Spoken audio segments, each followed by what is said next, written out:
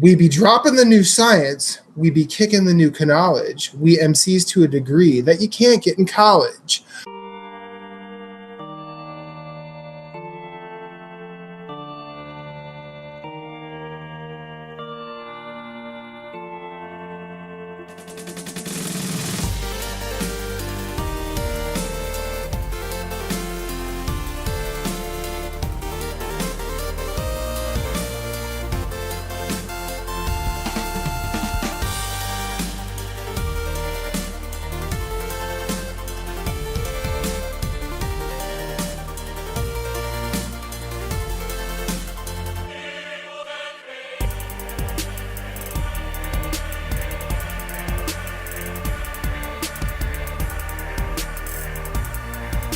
Welcome to episode 106 of Nerds Gone Rogue.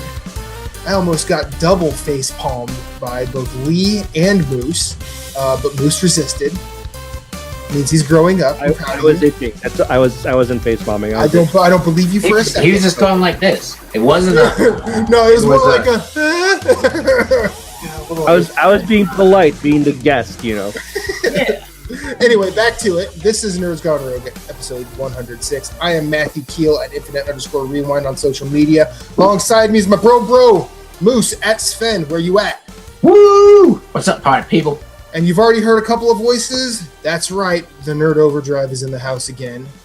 Pawners, the brilliant, lovely, wonderful Becky Rubin Navarro, and Lee. No handsome, intelligent, PC Master Race leeches. Yeah. PC Master Race garbage. Motherfucker knows who he is. Don't even. He knows he's second string. It's okay. Well, we had the discussion about who's always on. And then, the always on gets lovely, wonderful, illustrious. And then there's Lee.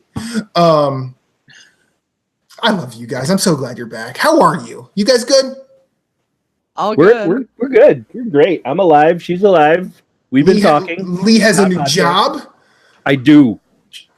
You happy about it? I am extremely happy about it. It is. It's been a long time coming, and I think the biggest perk of it is the schedule change that I now have, which is a standard Monday to Friday, 8 to 5, no weekends ever. So, oh God, I have occupation envy right now. You and I mean, we both. You're in the healthcare industry. I was in there as well for 13 and a half years. I mean, it's been a long time coming, and for me to get to this type of schedule, that's a crowning achievement for me. Yeah. Woo! Yeah. Took long enough. That's all I'm saying. On my end, it felt like it was forever. And Becky, how are you, my dear? Good now. As Good of now. today. Yeah. Now that you're not your back won't be hurting so much from carrying the entire family. Now Lee can carry some weight. You know what? I have to say in his defense, he does carry a lot of weight. Unlike a lot of people that I know. You call me fat? Yes. That's a different type of weight, honey. We'll talk about that later. We'll talk about the diet you're starting tomorrow later. Actually, that was already mentioned. But that's you got some cotton dockers and belt lanyards. But it was probably a mutual thing. Usually, no, you got to start it. You got to start it off like, it's not you, it's us. Let's see. You know what I mean? You got to break it to it gently. We both have progress. All right, I'm just leaving it at that. Yeah. But yeah, now he can carry some of the crazy schedule weight. Thank God. Right. Well, how about this? Instead, both of you can share the weight in plugging Nerd Overdrive.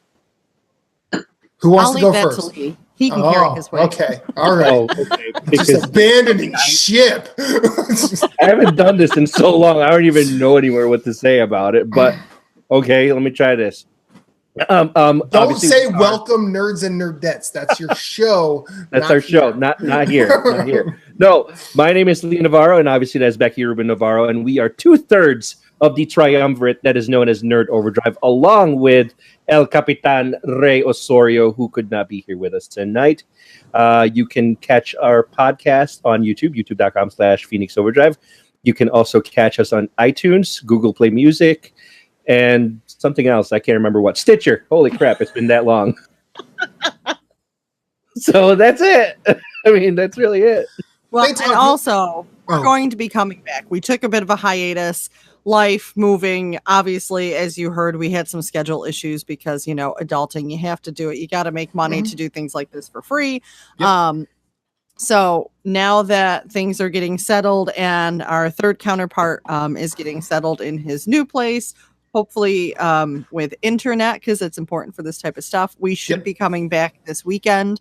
But also for anyone who isn't aware, we do this for Extra Life. So also check out our Extra Life page on Facebook. Lee, remember that link for me, please? Facebook.com/Phoenix Overdrive. Also, you can check out our Extra Life page at extra-life.org/PHX Overdrive 18.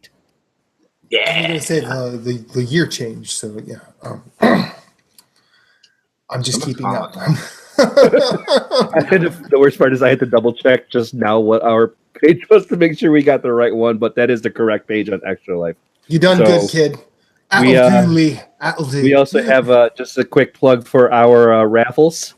We have a couple of items in store for this year. Already? Ooh. Oh, wait. It's the end of July. You better start having stuff. Of course you should. Ooh, item number 1 is a Nintendo Switch. And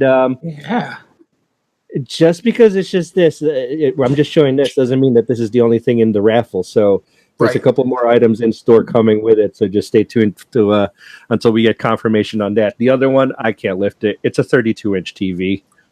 Nice. So... very nice. It's a nice starter TV for somebody who doesn't have an HD TV in their room. So hey, it's a nice good starter TV. Also known as a good monitor for your PC. I also know that you guys, I mean, in the Phoenix Overdrive group, there's a lot of like older people with kids who are probably getting to the age where they move out or they're heading to college. That's a good gift for them. It's a good college TV. Yeah. Or a good LAN party really good TV for when you guys come up for Extra Life, Yeah. It's better to travel with a 32-inch than a 55-inch. Or that's not what she said. Well, listen, sometimes she's just got to take what she can get. That's the story of my life. Oh, behave. Oh my! When these guys are in the house, we ain't behaving. So speaking of Nerd Overdrive and the group being pretty family friendly, you guys are both gamers and parents, and somehow you guys haven't gone completely insane trying to balance it all. As you both know, the main man around here has decided to start himself a family, and now now they have a beautiful child, and we want you guys to give Corey just some advice. Nothing like, hey, you have to do it this way, or just say like, hey, think about this while you're doing the parenting, because let's be real, Moose and I are train wrecks. Like, my mom did a good job of starting the train out of the gate. I'm the one that took it off the rails. Okay? Same here. So don't say you're reading that as if like our parents have done a bad job of making us train wrecks. It's like, no, I've done that on my own. No, clearly our parents. No, Moose. Clearly, our parents have done a good job because we've managed to survive this long. That's right. Like this. That's right. I mean, if that's not good parenting, I don't know what is. But I feel like we should leave it to the people who are experienced as parents to give our new parent advice. Fair? Sure. Mm-hmm. Absolutely. Cool. So gamers to gamers, people to people, parents to parents, adults to, well, is Corey an adult? I don't know. Still a baby. Only because of the face. Only because of the face. He still looks like he's 18 half the time whenever he's got a hat on. When he takes his hat off, that's when I'm like, okay, Corey's an adult now. Anyway, what would if you could each give him just a little tip for the journey he is on? What would you say? Becky, I'm going to go ladies first. Okay, so I have to go back to a show that before I had kids, I absolutely loved called The Guild. Okay. Within The Guild, there was a mom who regularly did a lot of no-nos as far as actually in reality having kids and being a gamer at the same time. So I think my biggest piece of advice is you watch that show, do exactly what she does not do. Because a lot of the times you want to protect your gaming space from the kids so that they don't mess it up, or, you know, you can actually focus. It's more about finding a way to integrate them. Like when our kids were little, primarily when Lee was playing console or whatever, he'd usually have them in his lap. For me, it was a little harder when I was doing PC because it hasn't been until they've gotten a little bit older that I went more console because it's easier to play with them to get that hand-eye coordination and all of that. So it would be integrate them into your playing space rather than trying to keep them out. And allow them to see what you're doing because it also allows them to pick it up faster. The difference between both of our kids is, of course, Cole being the firstborn, he was the let's test this out and see if it sticks. He was the spaghetti on the wall. Right. Whereas with Jules, she can pick up Temple Run at her age of 4 and do better than her brother who is 8 because she has really been immersed into it so much more. And I mean, these seem like simple games, but when you're talking about a 4-year-old playing a game like Temple Run and doing really good at it and maneuvering it like crazy, that speaks volumes to that integration. So that's my biggest advice is integrate them. They'll also learn to explore the different games and learn to love different genres at a very early age. And it opens them up to so much more creativity by seeing a lot of that within reason. Let's not get those bloody M-rated games out there in front of them, but not with that attitude. No. Damn. Well, are you saying we shouldn't have played GTA with them? I'm kidding. We didn't do that. Probably not. I mean, I'm pretty sure. Well, didn't you tell me Cole's first words were "kill prostitute"? No. Or were they Jim Raynor? Actually, there was one time where he would use, or he tried to say the word "for." Oh, good Lord! And it sounded like whore. Whore. Yeah. So I would tell him, Cole, can you say "quick trick 4"? And he'd go, "Quick trick whore." Going, that's my boy. That's a dad. That's kind of the best. I was like, Cole, I want you to say, "Slap that 4." He would say, "Slap that whore." I'm going, Jesus, too much. That's your grandson, no? Oh, Grandpa would laugh. Are you kidding me? Grandpa laughs at it. Yeah, but Grandma would be like, "Oh dear Lord, what's happening right now?" Yeah, that's Grandma. So, well, Grandma also raffle-coptered so much anytime he would say that. So, right, you know, they took it with they took it in stride. Well, I mean, I feel like you kind of have to. You do. Yeah, like I mean, the closest I've ever gotten to parenting was a couple weeks ago. Like my partner and I were watching her cousin's kids, and they're 3 and. Well, one of them's 3 years old, and the other one is like maybe 6 months old, maybe. Oh, good Lord! And like it was the first time. It's the first time I can remember actually interacting with a child that young in a capacity that I kind of have to be watching them and saying, okay, maybe I should pay attention to my behavior so they don't just go repeating this to their parents. Now I know their father get a kick out of it, but I also know that like it would be bad if I did that. Yeah. But like, you know, I feel like we did all right, and I feel like I did all right. Reba said, she's like, "Wow, you're really good with kids." I'm like, Hey, listen, ours love you. They want you to come back. And like when I hung out with yours for the brief time that I did, like they were just two bundles of joy, and I recognize that they can also be demons as well. But Lee, what's your advice, sir? My advice is to take advantage of nap time. All right. Really. All right. No joke. When Becky and I moved in together, finally, Cole was about a year and a half. Well, just a little bit over a year and a quarter. And so one of the things that I used to do is, he would take a nap during my day off, and I would just let him sleep in his crib as long as he needed to, and I would sneak away and get in some gaming time whenever I could, or just eventually became, instead of gaming, it was doing responsible parent things like cleaning up and whatnot. Right. The other thing too is that I remember as he was growing up, putting him in a pack and play and playing games that would entertain him while he was in the pack and play. Okay. So basically, what I guess I'm trying to say is don't limit yourself to like one type of game. Be very open to different genres that will eventually be entertaining to your little one while they're just kind of sitting there.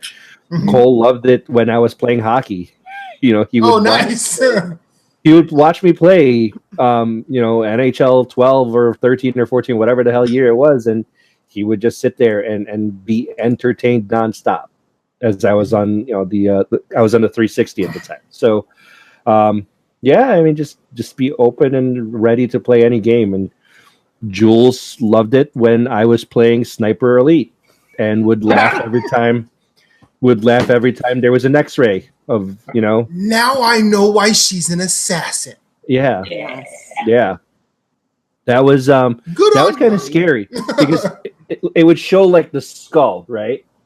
Yeah. And it would show like the skull cracking as the bullet is piercing the skull. Mm-hmm. And she's sitting there going, ah! And she'd be pointing at him going, oh, God, why? I'm just getting flashbacks to the beginning of the movie Problem Child. So now, adopted, of course, Satan. Becky is trying to teach Jules how to say a girl has no names. Oh, God. Like trying to whisper it into my ear. I'm going, dear God. So, and you know what? You're getting, see, Corey, I know you edit this stuff. I know you'll listen to it before you even edit it, but you just got 3 really good pieces of advice just now. Take advantage of nap time, be open, and your kids can be put to good use playing pranks on your partner. Pretty much. Like absolutely that. I mean, and it's as long as there's no psychological harm, which I don't think in your cases. I feel like Jules is going to do all the psychological harm to you guys at this point. But like, thank you for that.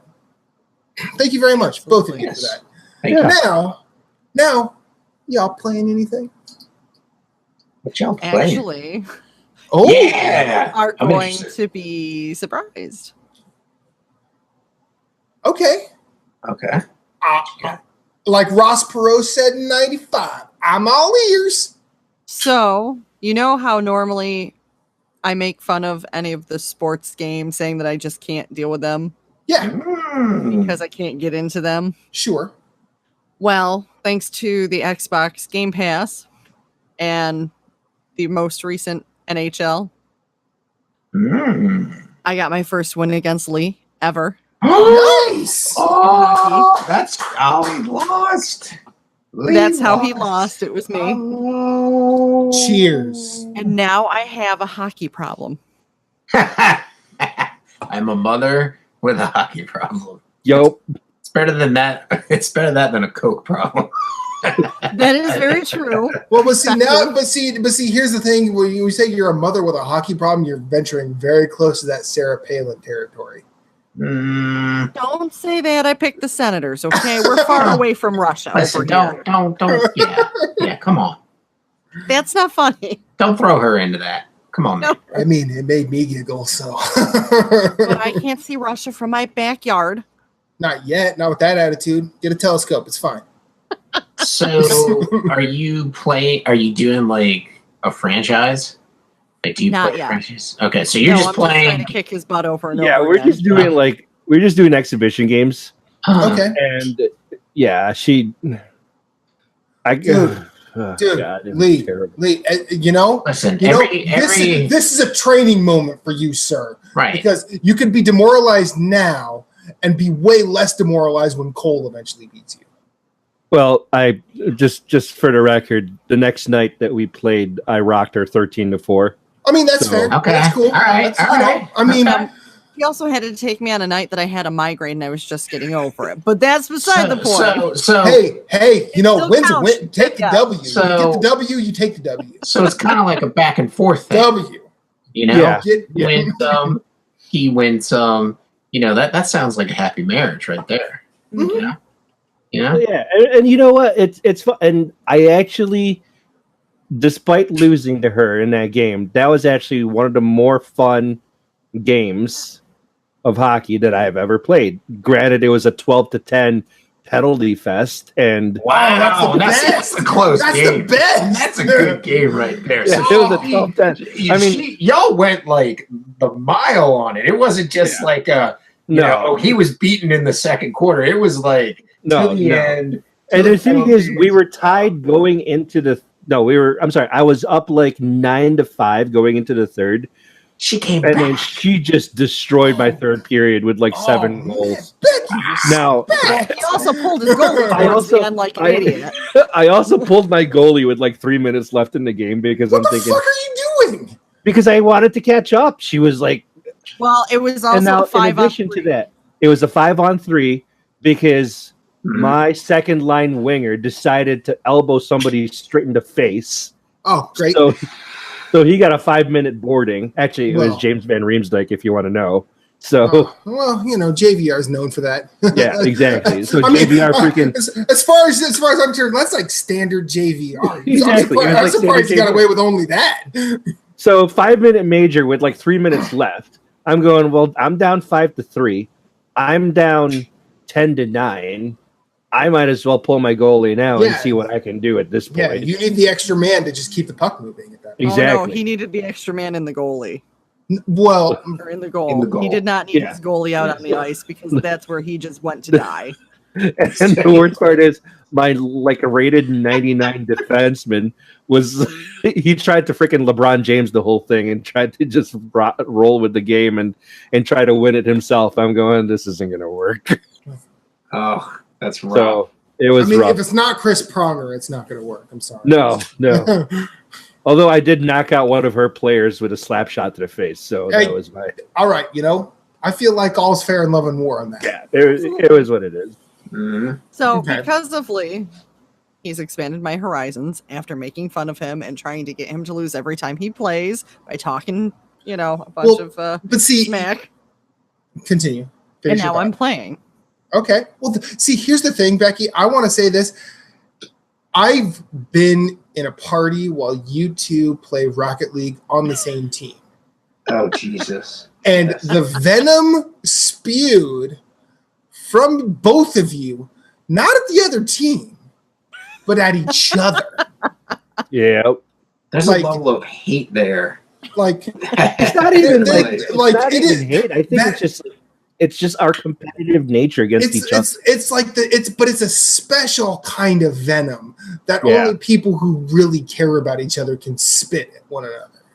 Pretty much. Like, I'm pretty sure if I said some of the things that either of you said to each other to Moose, he'd be like, dude, that's kind of over the line. And I'd be like, yeah, but get good, bruh. And then we'd be, not friends anymore, maybe. At the absolute worst. But Rocket League to hockey, not that far of a jump. No, definitely not. There's a hockey mode in Rocket League. Yeah, well, while I'm not like super surprised at this, I'm actually glad you're doing it because that's cool, Becky. New genre. And I'm one of 2 people that's ever beat him. It's great. And the thing is, like, I don't know if she's ever talked about this, but she actually also played NBA 2K. Ooh. And I mean, I Not haven't very been well, but not very. All I know is she kept yelling at Steph Curry nonstop. Well, I mean, yeah. It's Steph Curry. He's not going to make the shots unless you do the shot right. I mean, he's just not. I just remember so many expletives be thrown at Steph Curry. I'm going, Jesus Christ, lady, calm yourself down. The kids might hear you. Oh, we got them playing hockey, believe it or not. Oh, yeah, they played with us. Nice. Oh, that's cool. Very nice. Jules was a little confused as to where she was half the time and then walked away from the controller because, she was done. That's but fair. Cole actually did a really good job. However, put Jules in Injustice, Vicious. everybody is going to have a little bit of a problem when she gets better. The first one. Wow. Oh, wow. Nice. Go Jules. Now, do you guys play games together as a family? Absolutely. Like, I'm just kind of curious about like what sort of fare happens. Overwatch. Okay. Y'all play Well, Overwatch with Cole, not Jules. She's not there yet. The Mario computer Kart. is an issue. Mario Kart. Okay. Okay, Mario Kart. Okay. We trade off controllers for Injustice. Okay. And full disclosure, we still swear at each other a lot. Okay. The kids know what not to say. Yeah, Sure. exactly. I mean, that's education. Like I said, hockey. We did a 3-on-1. The three of them versus me. Mm-hmm. That was fun. No, it was not. Yes, it was. No, it was not. It was an unfair advantage on your side. That's true. It's true. That's true. I mean, I did. I'll be honest. When I used to play FIFA online, and it was just me against like 3 jokers, I knew I could play them against each other and win. Like that's. What was the score that one? Wasn't it like chalk up like 27 goals on you 3? So don't brag about that, Lee. Don't brag about that. The kids will pull out the Wii U to put in the original Wii games, and they'll play together actually with that Wii Sports Resort. Oh, nice. Okay. So, like tennis and all of that type of stuff, bowling especially.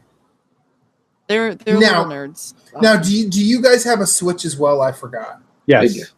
Now, have you tried the Overcooked? No. Do not kill this family. But I did buy Overcooked for Becky on her Steam account, and Cole has it too in his Steam account. Uh-oh. Okay, see now I feel like that could be a fun type of thing. No. Maybe not I've been yet. wanting to play it. No. Maybe not. I feel like you and Becky could play it together and be fine. No. Like, I feel like it's worse than Rocket League. The two of them playing that would be worse than Rocket League. I've been wanting to play with her. Like, I got her a Steam Link for the bedroom TV. I've got our Steam Link in our. Moose. I mean, the comic possibilities are endless here. That's true. Go with me on this one. Stream it and let us know. Yes, you know what? thank you. I think we really should. I think this Friday we should stream this game. Okay. Like, I feel like I've shown it to Reba and she actually listened to she listened to this show's last episode and she's like, "You never showed me Overcooked." I'm like, "Yes, I did. It was the one where the people are running around with food." She's like, "Oh yeah, I'd play that." And I'm like, "All right, fine." But yeah, like, they're not getting married. Well, after playing that game, the only argument I have for you on that one, Moose, is she has actually said the words, "If I have to date again, I am going to kill you." So, you know what? That's a good sign, Matt, because I think Lee and I had a very similar conversation. So I feel like I could push this as far as I can because either way, I'm just dead. Yeah, that's true. You know what? That's the thing too. It's like I can't see myself dating ever again at this point.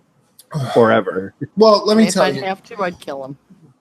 Let me tell you. What if he dies and you have to date again? Are you going to dig him up and kill him again? You know what? That is an acceptable reason for leaving. Death is, unless he does something really I don't wish stupid. any ill will fate upon Lee, but I mean, you never know. So what else are you guys playing? Poor guy. She's like, I'll kill you. If I have to tag it, I'll kill you. And if you die while we're married, I will kill you again. Pretty much. Pretty much that. And if I have to, I will come beyond the grave and take care of business. I beat you in hockey, son. Pretty much. That is exactly what she sounds like, too. I know, right? Really? Really? Really? Boy. Don't start with me. It's like your Roz from Monsters Inc. with a bunch of helium, right? Oh gosh. What else you guys playing? Anything? Are you playing anything that's bringing the family together and not a lot of like? It's terrible. It's like so much sports balls going on right now. Nothing wrong with that. I mean, aside from hockey, I've been playing a lot of the show on my PlayStation. Nice. Going through a franchise mode. The sad part is I have not played any games on my PC lately.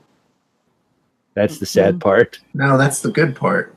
Yeah, because here's the thing: Moose and I don't have PCs, and you can't play with us. So it's good that you're not. It's good that you're just saving it for when we get there. Yeah, pretty much. I don't have. So I've got a question for you guys. What games are we missing because we've been a little out of the loop? Oh, Hollow Knight. Hollow Knight is awesome on the Switch. I've been wanting to get that. Oh, it's so good. Hollow Knight's really good. Octopath Traveler. Octopath Traveler so good. If you love old school RPGs, Square RPGs, oh my god, it's. I feel like that should be something you guys both tackle individually. Don't try and make that a competitive thing. Oh please, no! It's no. Because that will end in tears, but no, that like I've only played the demo, but that demo, like it apart from this motherfucker that's my co-host, it made me spend $60, and it's really good. Listen, it's not my fault. I said the game was good. I said there's a demo out there. He tried it and got hooked on his own. I had no part in that. No, you did not. You did not stick the needle in my vein. That was me. But I just said you did buy me the drugs, and you did say, "Hey, it would be really nice." And I'm like, "Oh, well, it's kind of a friendly thing." And now I'm addicted. So, here I am. They wanted me to go to rehab, and I said no. I don't know what to tell you. I will have to say, Jeff and I are having a blast playing No Man's Sky next. Like, the patch is awesome. I think that would be something the two of you and Cole would have a lot of fun playing. Because, like, you can start your own character, and then you guys can just join into a game. And then the game will just, drop you. I don't know how it works if you don't have a ship, because I was playing with my character from a previous save before they put out the patch, and I already had a ship. And when I went into Jeff's game, I was just dropped in his galaxy. So I was like near a moon or a space station above his planet, and it was like, hey, Jeff's down there. And so like I had to go to the planet to go hang out with him. But it wasn't that hard to get to him, and then we were just running around having a lot of fun, like mining stuff. And he's a little bit further. It's rather hilarious. I've owned the game longer than him, but he's a little bit further than I am, just because it's like, ooh, squirrel. Like, because like they have like you can pick races to like try and learn their language, and so like you'll end up on a planet, and it's like mainly populated by I think it's the Viking, but it's spelled like completely different than the word Viking. It's like Kong or whatever. Yeah, there's no like G on the end. And so, anyways, like you'll be on that planet. And you can talk. You can talk to them, but you can't. You can only like make out, like you can kind of understand what they're saying to you, but you don't unless like you can walk around the planet and find artifacts, and the artifacts will teach you like a word. So you'll learn a word from the language, and then when you go back to them to talk, like the word will actually show up in the conversation. And so like as you learn more and more of their language, like you can really understand what they're trying to say to you. And so it's pretty cool, like running around, finding like resources, like crafting stuff and building bases. There's a creative mode, which is a lot like Minecraft, and you could just go in and like build your own base and have a lot of fun. There's also a survivor mode if you guys want to try that and be like, hey, let's try and survive as a family. But the regular mode's pretty cool. The only thing I was disappointed about was so I forgot I had my save in the cloud. I thought I lost it because I went from my PlayStation 4 to a Pro, and I didn't think I backed up the save. And I tried I started a character, and it put me on a hazardous planet. And then I re-rolled like 5 different times, and it kept putting me on a hazardous planet. And I'm like, what is this bullshit? Like, just put me on a planet that's not trying to kill me so I can actually enjoy the game. I feel like the game is telling you to get good. Well, I had no problem surviving it. It's just a hassle when it's like toxic and it's trying to eat away at your life support system. And you're just like, how do I recharge this? Oh, you got to go get sodium. And you're like, okay. And it's like, you hit your little button and it's like where, it flashes and it tells you where stuff is. And you'll go and you'll be like, oh, hey, there's sodium. There's a little bit. There's a little bit. And so like you spend more of your time trying to find the stuff to keep you alive than actually doing the things that you need to do. And it's just like, just put me on a planet. Like I eventually reload my save, my previous save. Maybe stop being a pussy moose. I don't know. Listen, Matt. Don't make me come to Someone Philly. had to say it because I know both of them were thinking it. But so I got from a planet that was hazardous as far as toxic to a planet that was just during the night was like sub-zero like temperature. So like if you weren't in your ship, you were freezing to death. So I was like, I'll take that because I'll just sit in my ship and chill while I'm sitting in my ship chilling, and No Man's Sky will be playing Octopath on my Switch. So, but I found the right kind of hellscape that suits my lifestyle. Right, exactly. That's what I said. Pretty much. So just as a family type game, it would be cool and then also like family hellscape. Now this is what when you go to your first, and I'm an asshole for suggesting Overcooked. Will you shut the fuck up for like 2 seconds? God, you're so annoying. Anyway, so when you go to your first space station, how do you podcast with him every week? I just let him go. I think I sit here and I play Switch and I just let him go. But anyways, I have plenty of room to dig over here. I'll just tire myself out. It's fine. That's true too. But like when you go to your first space station, you could also change the look of not your like personal character, but their suit, like their space suit. So like you can change the way the spacesuit looks, colors, like everything. It's freaking awesome. It's pretty cool. So I went and I changed my suit to look like the race that I'm spending a lot of time with. I've been spending a lot of time learning their language, and it's a robot. It's a somewhat sentient robot race, and so it's pretty cool. And it's actually a lot of fun. So I highly recommend it. Checking it out. If y'all can get it on sale, so the 3 of y'all can play, or just like Lee, pick it up and see if you like it. Becky and have Cole check it out for a little bit, and if y'all like it. And the addition of third person is awesome. Because like it's nice seeing your character while you're running around. Yeah. If you have PS Plus, it's like discounted right now. It's $26, I believe, for this week until Tuesday. Well, I guess that would be tomorrow morning. But anyways. Just saying. Yeah. So is it like Fallout 4 though, where I lost hours of time and didn't know time was passing with some of the side things that you were describing? No. Well, yeah. Well, it's like, have you played Minecraft? And just no, that's a Cole thing. That's a Cole only thing. Well, see, what I know, and I haven't played the new stuff, but as far as I know, what you do in No Man's Sky, you've just done. I mean, unless you're in like the survival mode, of course. Well, no. Like, because there's a whole economy where you can just farm resources and make money off that. Exactly.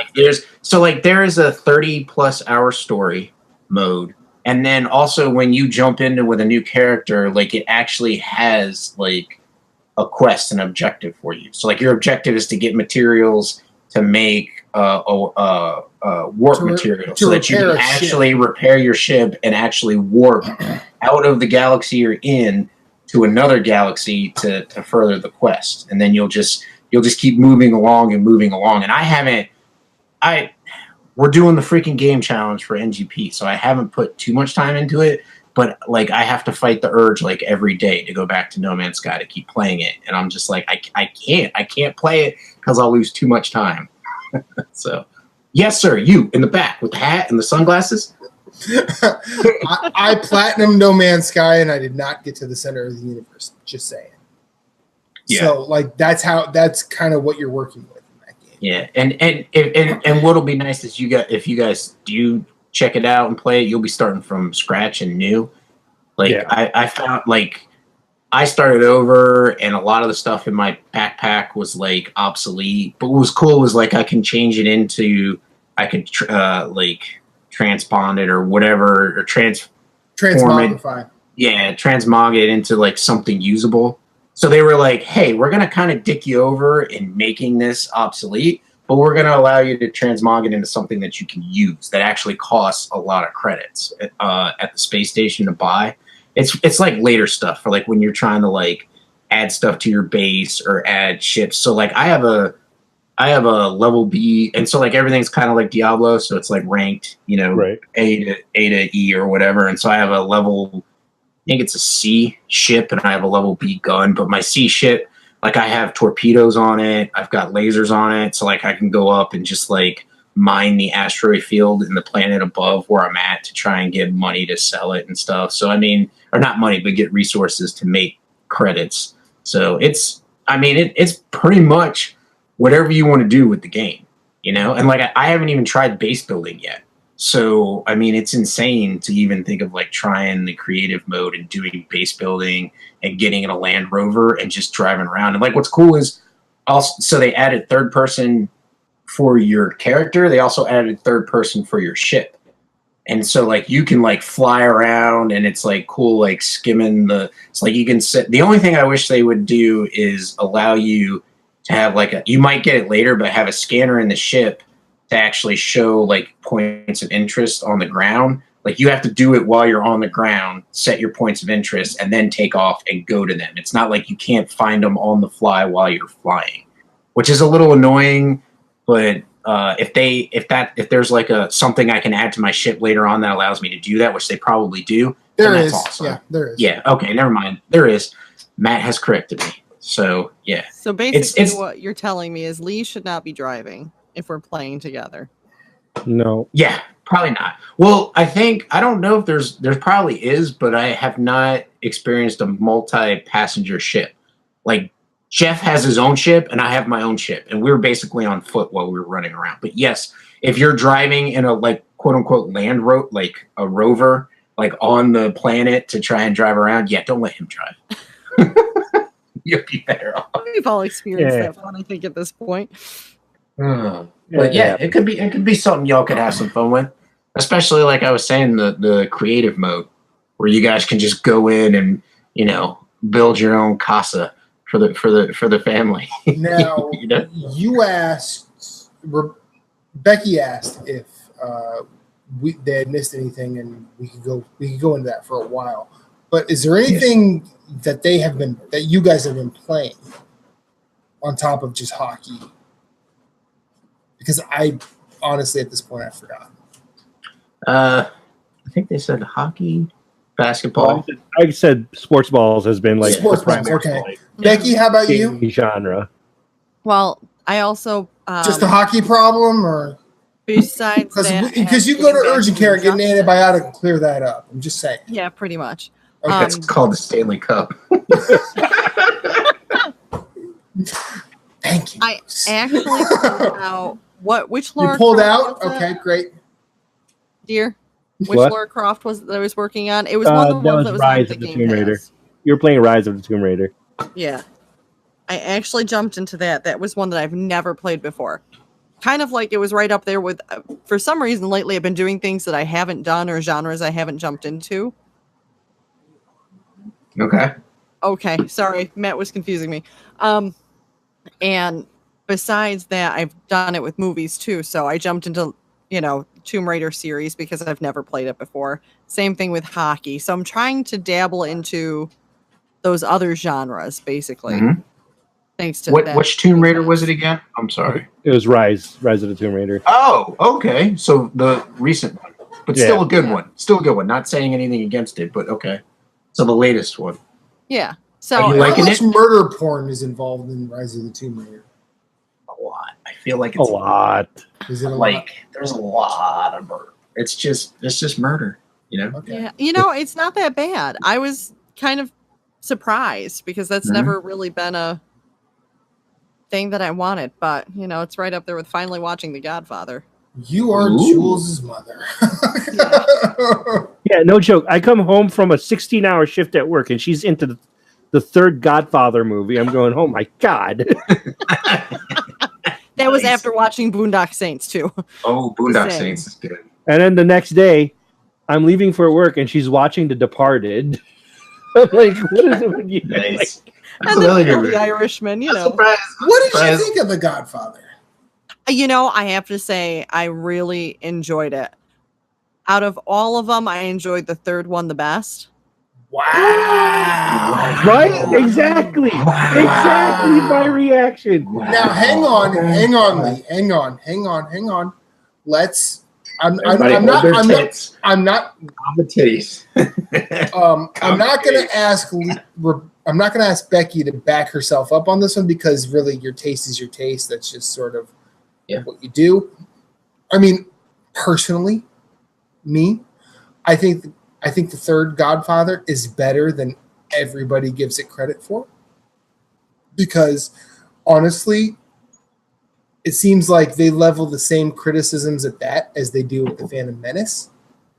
Because everyone just says, oh, well, Sofia Coppola's character is fucking annoying. And she's a bad actress. And it just ruins my whole experience. Whereas at The Phantom Menace, they're saying, oh, well, Jar Jar Binks is just so offensive. But, like, The Phantom Menace is the best of the prequel movies, as far as I'm concerned. And The Godfather 3 is better than it gets credit for. Now, is it my favorite like it's Becky's? No. But I'm not gonna come at her because of it. Because taste is taste, man. Now, I also watched all three back to back, so I think I connected once you got to the third one. You were just happy it was over at that point. You're like, oh, it's almost done. No, I mean, I think it's like when you're watching, let's say you watched all of the Lord of the Rings back to back or the Hobbit back to back. It's like that final chapter just pieces everything that they've gone through together. So you have more of an appreciation versus when you're watching them spaced out. I can see your side, Becky. I'm not going to agree with you on that because I think Return of the King sucks. Like that one too. I mean, that's fine, but see, like that's the thing. As long as we're not saying, oh well, this is the best in the series, we don't have to have the argument. If you just say I liked it, okay, fine, that's you, and I will respect it, and I will let you have it because that's you. But I feel like Lee, Moose, and I all agree that different Godfather is the better Godfather. And that's okay. Oh, absolutely. And I can see it because there's different parts that call to different people. Mm-hmm. Agreed. You know what? And to also add, Sofia Coppola's acting was not as horrible as I remember it to be. Right. I think she got panned so hard just because of that last name. Yeah. In the 90s. And that was like, to have that last name and to deliver the performance that she did, okay, it was underwhelming. But if you separate it, it really, the movie as a whole reminded me of like King Lear. Yeah. Good call, Lee. Thank you so much. So, so I think Francis really just tried to put a Shakespearean touch as far as what was trying to be portrayed on screen. Mm-hmm. And again, separating it from the rest, it can stand on its own. Comparatively to the original, the original Godfather and Godfather Part 2, to me, it's not as good. Yeah, and but see, like there are PhD level essays on that. We don't. Need to there are. We don't need to go into that here. As much as like a cinephile, like as much as a cinephile as I can be. I mean, I'm pretty sure that there are others who can deliver a much more poignant review and critique of the movie and the series as a whole. Oh yeah, and they'll also point out 20 things that you and I both fucking miss. Exactly. Absolutely. But exactly. So I'm gonna move this on. Moose, what have you been playing? I have been playing a lot of Hollow Knight, a lot of Octopath Traveler, and Binding of Isaac, and Ensue, and Final Fantasy 15. How far are you in Final Fantasy? How's your challenge going? What's your challenge status? I'm still in chapter 1. So there's a point where like you leave, like you're in a little area in the starting area, and then you're like supposed to ride a ferry to go over to the next part. And I'm trying to clean up all the side missions and all like the bounties as far as like hunting goes to kind of level my characters before I get on the ferry and go to the next area. I mean, I'm sure you can come back, but I'm just like, I'm not gonna come back unless I have to. Yeah, exactly. Because I'm not gonna like power through the game, but I'm gonna do everything I can to move on and not have to come back to an area unless I absolutely have to for the story mode, because it is a challenge game. But I'm thoroughly enjoying it. The battle system's really awesome. I can see some similarities between it and Octopath, which is kind of cool. I mean, it's Square, so it's a developer under Square. Actually, it is Square. And then the guys that did Octopath, I think, did Bravely Default, but it's still under Square. So, similarities in the combat system, which is good. I like that you can have active battle, so like you're all running around doing your own thing, or you can turn it on to like, I think it's time-based. So it just like, if you're not moving, nothing happens. So like you can kind of plan your like course of action when you get into a fight. And so I'm having fun playing it, enjoying it, more fun than I thought I would. Although I wasn't thinking I was going to have a bad time with it. I just had low expectations going into the game. So I'm pretty wowed by it. I like it. I recommend it to people. I've been taking my Switch to work more often, and so I've been playing. Matt got me on the... we both love Super Meat Boy. Right. Okay. We've both been on that train. He's just a couple cars ahead of me. AK on Ed McMillan's dick, and I might not be. And so I'm gonna be honest, it feels kind of nice here. Listen, I love Super Meat Boy, love it to death. When I saw End Is Nigh last year, I got my Switch like over Thanksgiving, and I don't know what it was. I was just like, I think it was because I still had Super Meat Boy on my PS4 because they gave it to us as a plus game. I've already played it on 360, so I was kind of like, it looked similar, but in playing it, it's not really. It kind of is, but isn't. And so I was finally like, you know what? I'm just going to take the dive. And so I bought like a nice messenger bag for my Switch, which holds like the Switch, the dock, the charger. It even holds my Vita in its case inside the bag. I need you to do me a dumb favor, because I need a new backpack. I need you to send me a picture of that, and something that can give me like a sense of its size. Yeah, I can totally. I have to get a new backpack, and it has to be able to fit in my locker at one of the hospitals I work at. So. Okay, I can do that. Okay. So anyway, I threw the End Is Nigh on top of that, and then Matt started talking about Binding of Isaac, and I found the special edition on Amazon, physical version, and I was like, well, I'm going to buy that. So I bought that, and I've been playing, bouncing back and forth between like Octopath, Hollow Knight, and Binding of Isaac, and End Is Nigh, and it's all good games. I highly recommend them. You guys have a Switch. Hollow Knight, Lee has said he was looking forward to it or looking into it, so I recommend that. Binding of Isaac, we got it as a PlayStation Plus game, in 2014, so you might still have it. Check it out if it's something you like. You can get it on Switch. But End is Nigh is a lot of fun. Like just running, a lot of fun. Yeah, just like trying to solve those puzzles. But there's some good games there, and I'm like, well, now I have a really good library on my Switch. There's no reason not to play it, except for what comes out in an hour and 23 minutes. I will no longer be playing my Switch at work.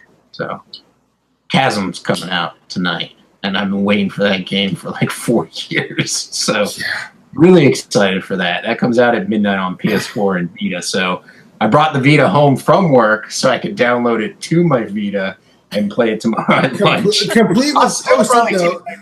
I'll still probably take my Switch to work. So like it's hilarious. We have blocks on our drawers at work. Like our cubes are really sad. I'll send y'all a picture, but it's really hilarious. And so we have drawers, and people like I locked mine, and I was like, so like I had like my keys also have my fob to get into the building, and so I had to like knock on the door to get someone to let me in. They're like, why don't you, like, where's your fob? And I was like, oh, it's on my keys because I locked my drawer, you know, because I was putting my Switch in there. And they're like, you lock your desk drawer? I'm like, yeah. I was like, I got like $500 worth of electronics in there. They're like, what? And I was just like, oh, great. Where else am I going to keep the cocaine, officer? I don't know what you want from me. Right. I'm like, I got a Nintendo Switch in there, which is like, you know, what is it, like it's $2.99 now? It's still $2.99. So like, or $2 in a dream. Just saying. Yeah, $2 in a dream.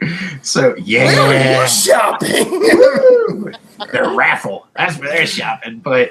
I mean, so I'm just like, yeah, of course I lock it. So it's just funny. And I have my 8-bit do controller, because that's mainly where I use it as work. I use my stand with my Switch, and I'll just sit there and play. I'll jack in my headphones and not even talk to anybody. I still need to buy one of those, the 8-bit do controllers. Did you see the fall lineup?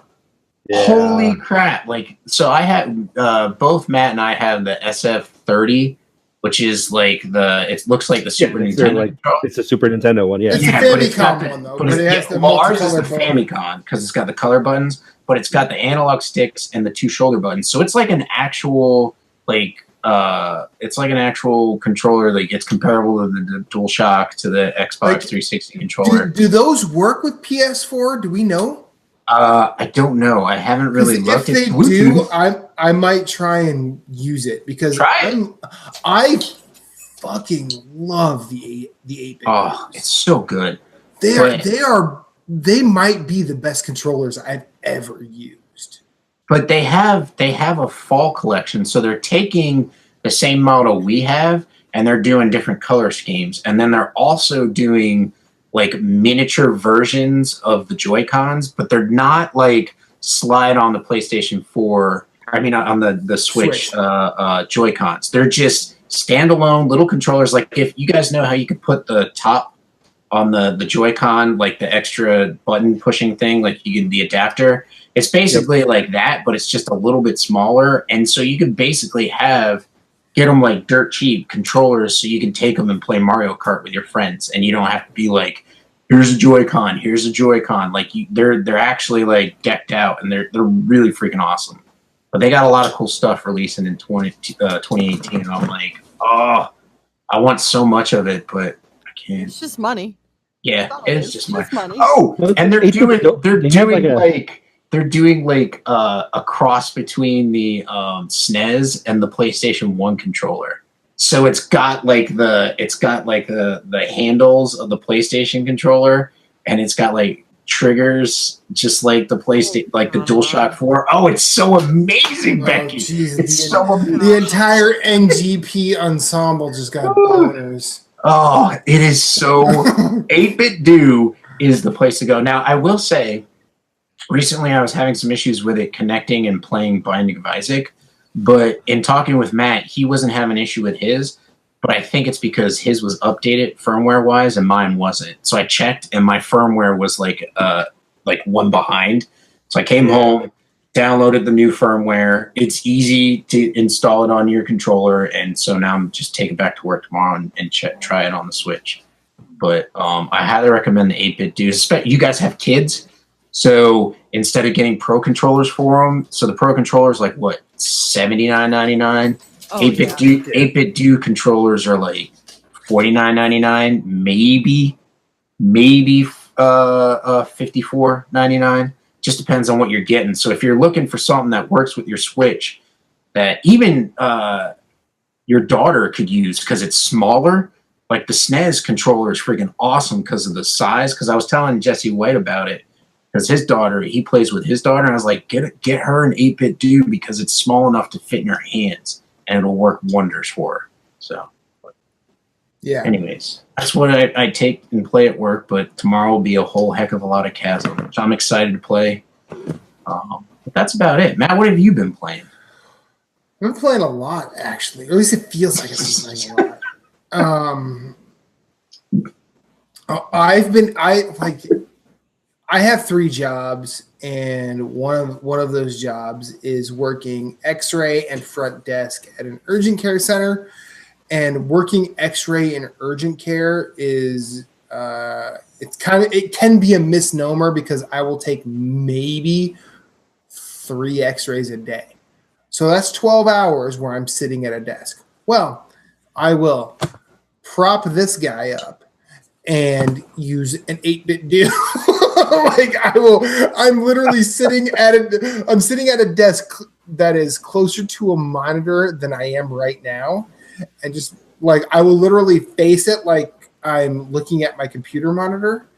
So the security cameras think I'm doing work, but I'm holding the 8-bit do like under the desk and, looking at Binding of Isaac or Enter the Gungeon or any of that.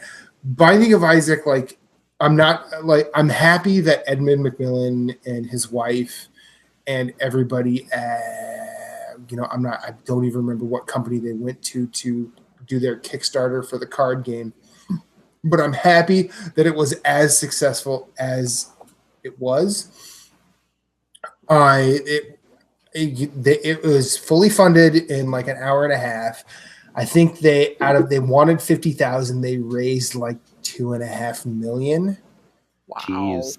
The stretch goals they included were a postcard-sized artwork done by Tom Bunk. And Tom Bunk, while you might not know his name, anybody who grew up in the 80s and had access to Garbage Pail Kids is familiar with his work. So he did a lot of Binding of Isaac stuff in the Garbage Pail Kids artwork. And the postcard, like Edmund has shown pictures of it, he sent, updates. It looks great. There's also a 18 by 24 art print by a gentleman named Andy Party, who did, like those, like the original Star Wars poster or like the Indiana Jones posters, where it shows like everything in the movie, but like in like one set. They did that of all the Binding of Isaac bosses. Oh, that's awesome. And see, and like what I love about Binding of Isaac is there was so much in there that I did not know because up until recently I had not beaten Binding of Isaac. Recently I finally got to Mom, beat her, and then I realized you start back over because it's a roguelike, but then you get to Mom and it keeps going. It goes for another 2 levels, and you have to beat Mom's Heart. Well, I beat Mom's Heart once on PS4, and I have gotten there a couple of times since, but not beaten it.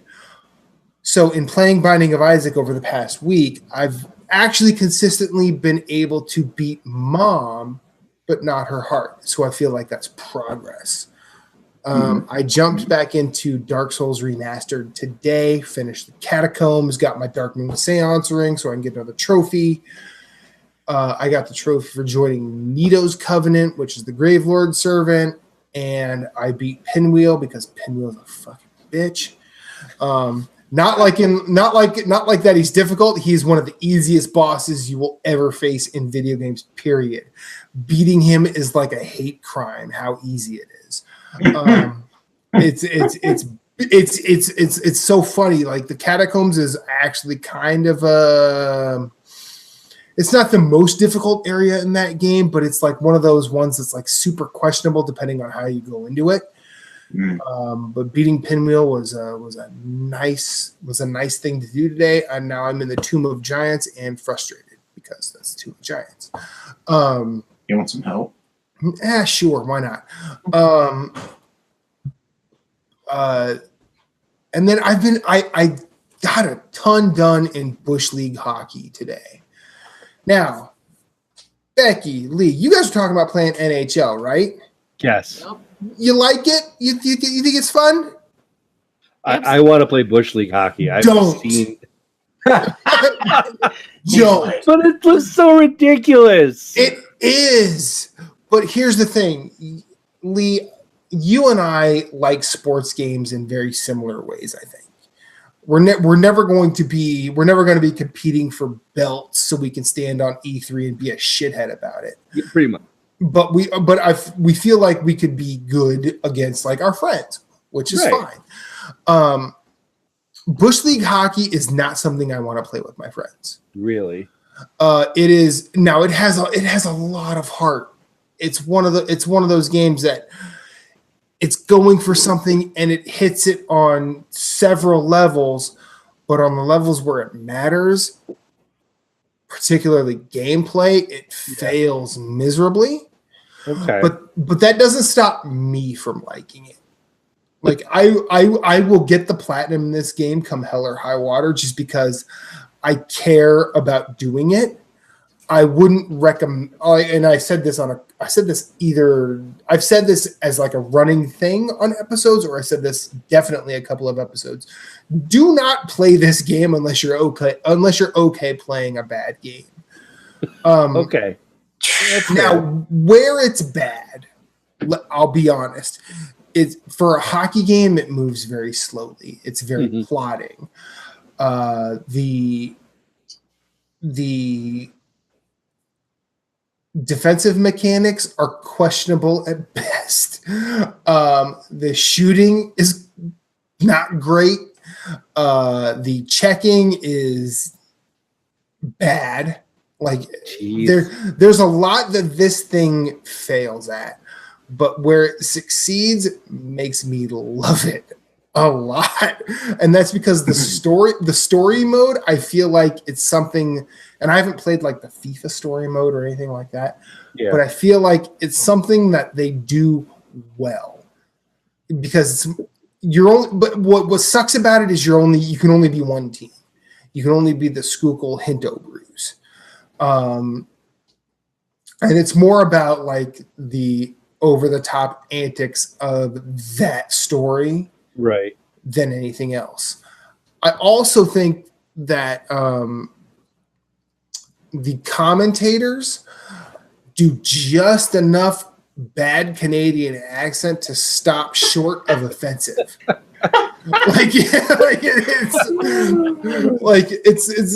And like some like I was really like skating that line, don't you? Like it's really like they're like I remember when Phillips came to Philly with his wife for a hardcore show, and my girlfriend at the time and I met up with him for drinks, and Captain Canada, the troll that he is, and I love him for it, he turned on the Canadian accent to like it was like Spinal Tap. He turned it up to 11.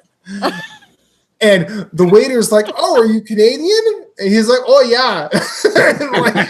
and he's like playing this up, and it got to the point where he played it up so hard, the waiter thought he had offended Phillips by even asking, and he got like a couple free rounds of drinks out of it, I think. Oh my God. Like it was insane. And I know because I paid for their drinks. And you were like, "Where? What?" And there was a bunch that was not on there. That's funny. Because he introduced Faye as his wife, and she speaks English the way any of us do. And he's the only one just amping this shit up as far as it can go. Oh, it was so good. But yeah, Bush League hockey has a bunch of good things going for it. I cannot say it's a good game, but I love it. I also thought about starting up No Man's Sky, but then I realized, oh, wait a minute, I have to re-download that. So I re-downloaded that, and I played more Binding of Isaac and more Spelunky and more Dark Souls Remastered. And I was just sort of doing stuff that I could do without really making progress, because my buddy Ahmed and I had a conversation, and he wants to be there when I get my 100th platinum in Dark Souls. So yeah. That's what I've been playing. Other than that, I did try something new today. I tried a fighting game on the Switch called Pocket Rumble. I saw that. I'll tell you about it. Okay. I still don't feel like I'm ever going to be good at fighting games ever again. Do you mean ever? Period? I was good at fighting games for a while. from like when Street Fighter 2 first came out, I was on the vanguard in Des Moines, Iowa. I was good. Because there's nothing but cows out there. Fuck off, dude. From you. Dude, you want to know something? Where you grew up basically looks like where I grew up, except it looks like a rural version of where I grew up.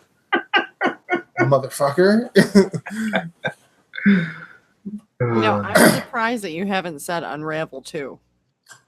Well, I was getting to that. Oh. Because I have been playing Unravel 2. How you liking it? It's good. Like I wanted to play the first one. I never actually did. I know Becky liked it. Bet. I played the crap out of that. You really liked that. I will say this. The only reason I'm playing it, and I'll be full disclosure, my partner has expressed an interest in getting into video games.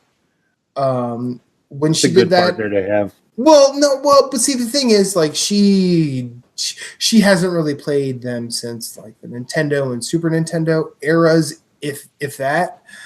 And when we first started dating, I said, hey, I host a podcast about video games. I play them a lot. And she actually said, okay, well, tell me about them. What do you like? Why do you do this? And it wasn't like, why do you do this to yourself? She was like, so let me understand your love of this. And I sort of started to introduce her to how I think about video games. I showed her Limbo. I showed her Spelunky. Limbo she thought was super dark, which is appropriate. No, not at all. I mean, that's, normal. I mean, first death I basically said, okay, so you're going to go in this game and go right. And then when she got her head decapitated, she's like, I don't want to do this. I'm like, I don't blame you. So we played Spelunky instead. And she's like, see, this is like Super Mario Brothers with guns. I'm okay with this. But nice. Then Moose... It's an appropriate way to describe it. Moose brought a game called Adventure Pals to my attention. And I actually watched the trailer, saw that there was co-op in it. And I said, hey, Reba, maybe we should play this together. And she's like, yeah, I'd try that. And we did that, and she got her first platinum trophy. Now I'm hoping she gets more, but I'm not gonna force her down that path. Very much like you and your children. You're gonna say, hey, we'll try this until you don't like it anymore. We started Unravel 2 because I showed her that when it dropped at E3. And she's like, yeah, I would do that because we have to work together. The working together in that game is, I would actually say it's probably a side-scrolling equivalent to Portal 2. On a level. Like, I don't really think I feel like if Portal 2 co-op is like honors class co-op, or if that's summa cum laude co-op, Unravel is graduating but not honors. It's not super difficult, but it's difficult enough to like push your noggin a bit. So Lee and I should not play this game together. Is what you're see, there you go, Becky. Selling the negativity. Short. You just want to bring things down. This is marriage is a partnership. You have to believe in him a little bit, not much. I didn't say he'd be the one causing us to fail. I just get in my own head and keep going with those types of games. Well, what I like never said he'd fail, but that's a good thought. What I like about this is that there are, along the way in chapters, there are gates. And it's not like there's a gate saying you can't go forward until, but Right, there's a first one too. There's a certain thing you both have to do to move forward. So there's a lesson you have to learn. There's something you have to figure out. Same thing as the first one, yeah. And that's what I like about it. They managed to do that co-op really, really well. So Unravel 2 is worth your time, and I feel like it could be a fun thing co-op, but don't approach it like Rocket League, where you were just spewing that sweet, sweet venom that you do at each other. Listen, Unravel also has some beautiful music and it does. illustrations and artwork. It's a lot more calming than Rocket League. True. It's true. True. And that I mean that is ever present in the new one, and I will eventually play the old one and compare the two, but I haven't yet.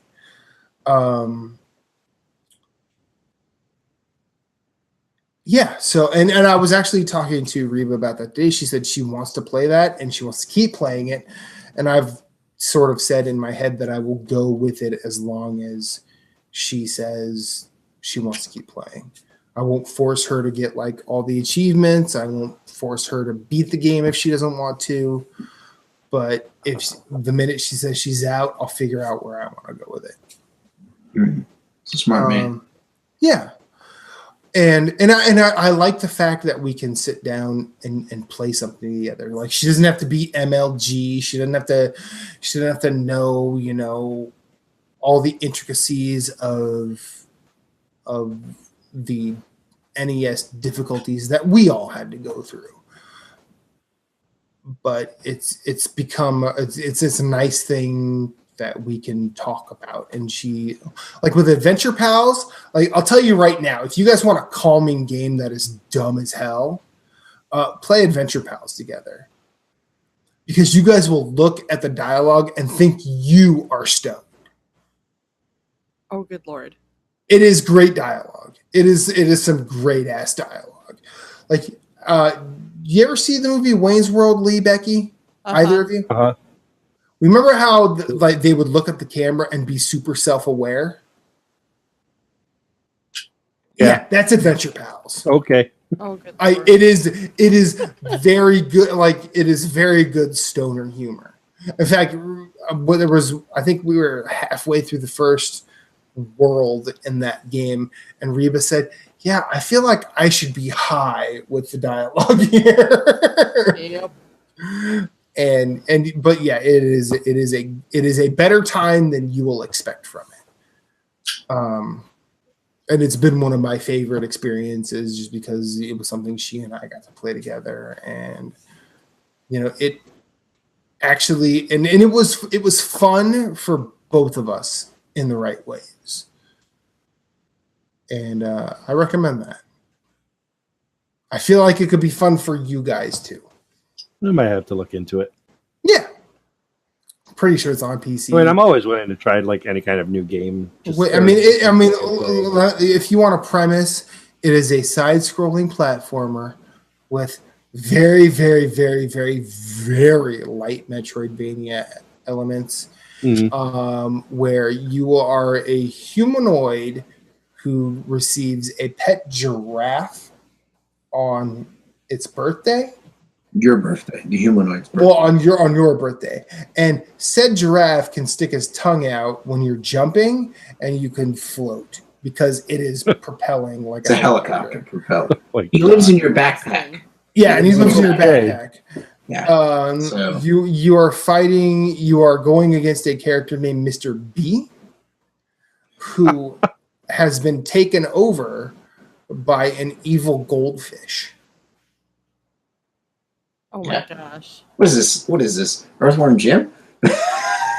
Oh my gosh, I missed that game. And eventually you find what is called the Rock Pal.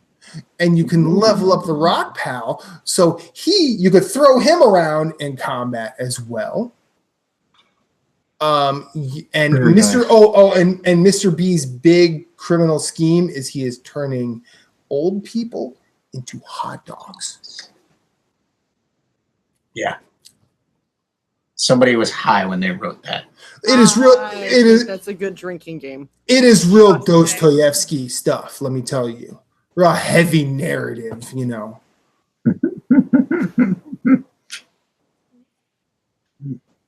Get some of the stickiest of the icky, and you will have a great time. Stickiest of the icky.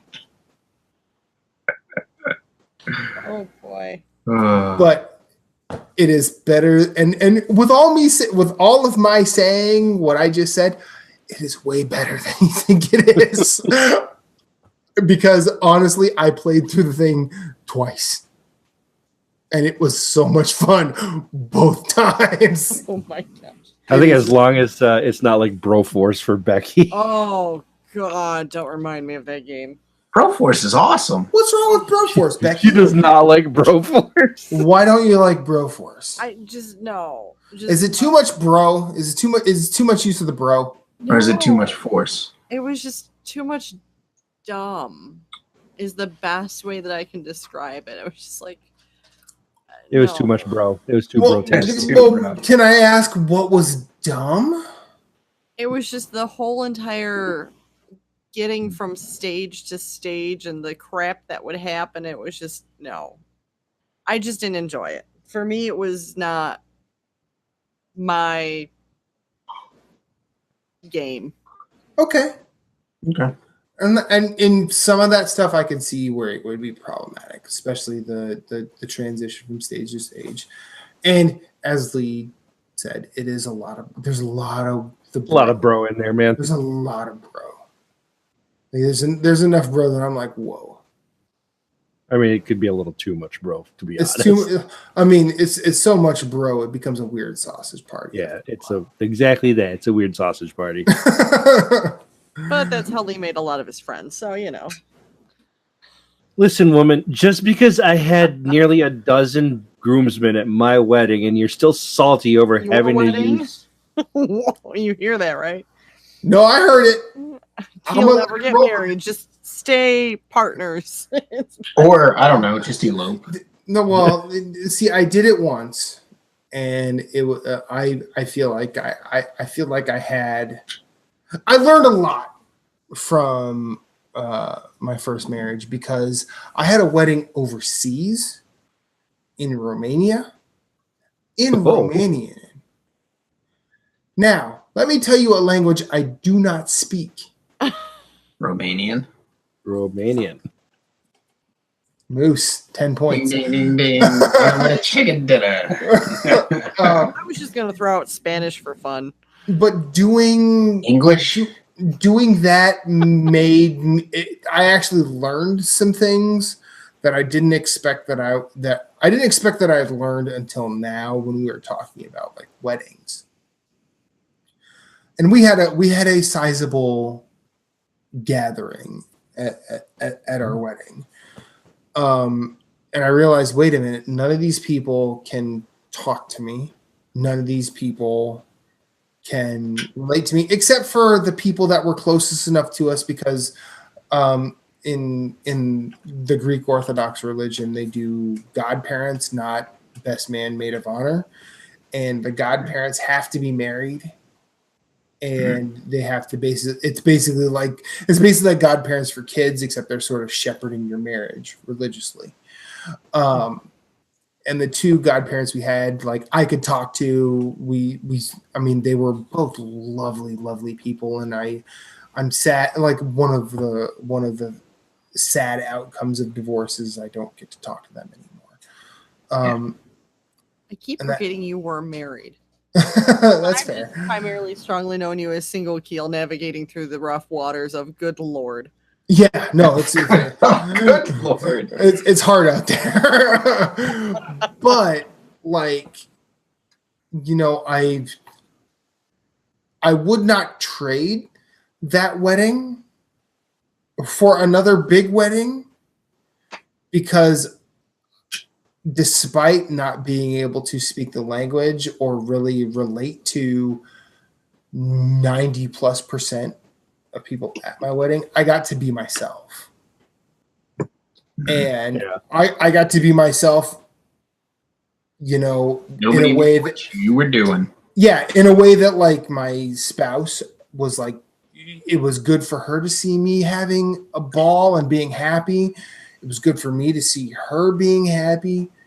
And none of us had to get bent out of shape planning it, because her parents wanted to put on everything. And since they were there and we weren't, we kind of had to be like, all right, we can't do anything from here, so take it away. And then, we also, we reciprocated, because they don't do like wedding gifts there. They do a bridal purse, like the opening of Godfather 1. Yep. And we basically said, okay, here, take it and pay for the wedding. And they paid for the wedding and gave us what was left. And we had a ton left. It was surprising how much money people gave us. It was ridiculous. But like, I would not trade that experience. And I look forward to my next one with sort of the knowledge I have. Mm-hmm. All right. The best part is I don't have any regrets either. And my ex-wife and I are still friends. We still talk relatively regularly. And she doesn't either. And that's sort of the beauty of where I'm at now. So I'm good, y'all. That's always a good thing, though.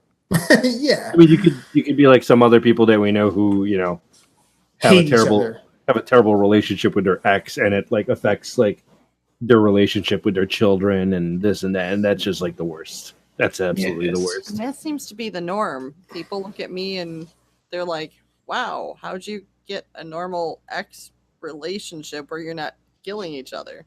You also have a lot more balls.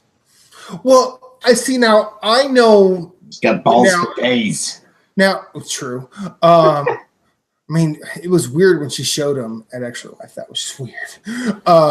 No, that was Lee taking off his shirt. Oh, no, I saw you lift your skirt. No, I'm kidding. And I was just, no, I'm not going to do that. But so I know that you were pregnant with Cole when you guys met, right? Yep. Okay. Yeah. Now, were you married before or? No. Okay. It was just ex. And does Cole still see the ex or no? Absolutely. Okay. I'm just asking because I don't know. I'm not trying to do anything. But like, I feel like you probably have a similar relationship with your ex as I do with Deanna, where we can still hang out. Like, I've met her new boyfriend. She's met Reba. And we have both sort of gone a ways to sort of bless the other, mainly because we were together for a total of 16 years. Yeah. No, he was at our wedding. Mm-hmm.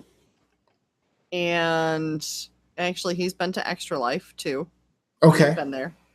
Why didn't you introduce me? What the fuck, Becky? I probably did, but I probably didn't make a big deal out of it. He wasn't there for that year. Oh, not that year. Okay. Sorry. Okay.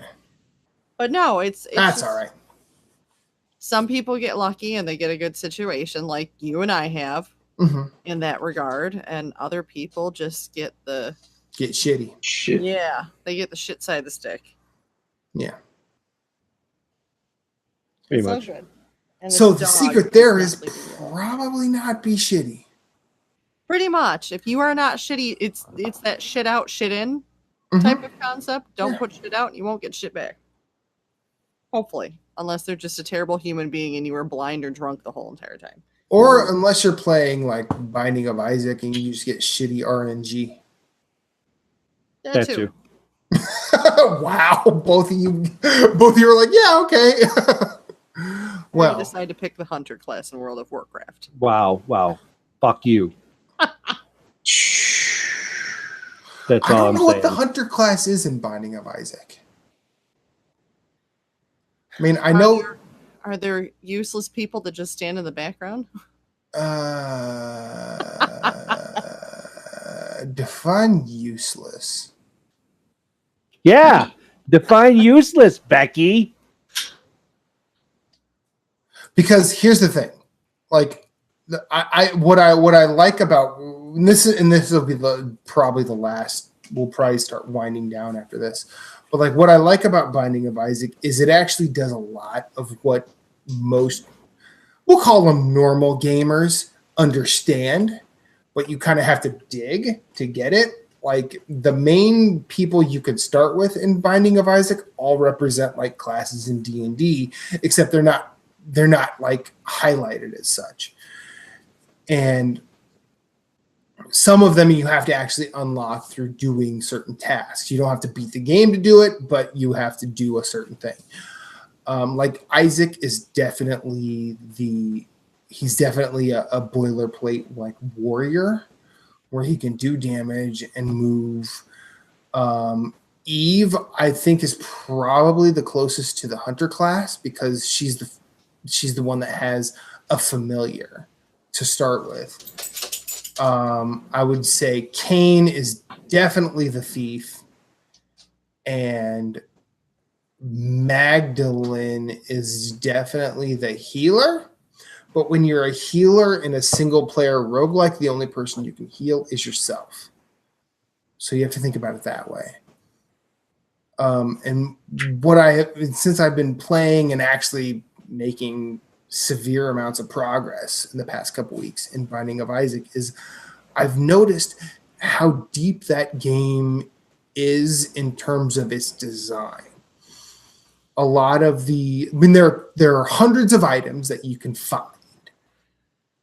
And one of the trophies is finding all of them, but that's not going to happen very easily in a randomly generated game. But all of them have things that they work with and work against in terms of items. And all of that changes the look of the character as you find stuff, the way the character fires its weapon as you find them, and the way it works in the world. And yeah, Edmund McMillan really, really shot a pretty decent wad into that game. And the fact that it has lasted for 7 years and only gotten deeper and denser and one could argue better over that time shows not only how much he cares about it, but how he cares about the community enjoyment of that game. And that's probably the best advertisement you're going to get out of me for a roguelike. Right. Wasn't that like from a game jam that he did? Didn't he do that with somebody? I think so. They coded for like a week straight or something like that. Yeah, I know the original version he did in like a month. And he said, yeah, like I listened to an old episode of a podcast I like called Roguelike Radio, where they talked specifically about that game and they had him on there and interviewed about it. And there were two things that I thought were really interesting to come out of his mouth. One was that he only worked on it for so long.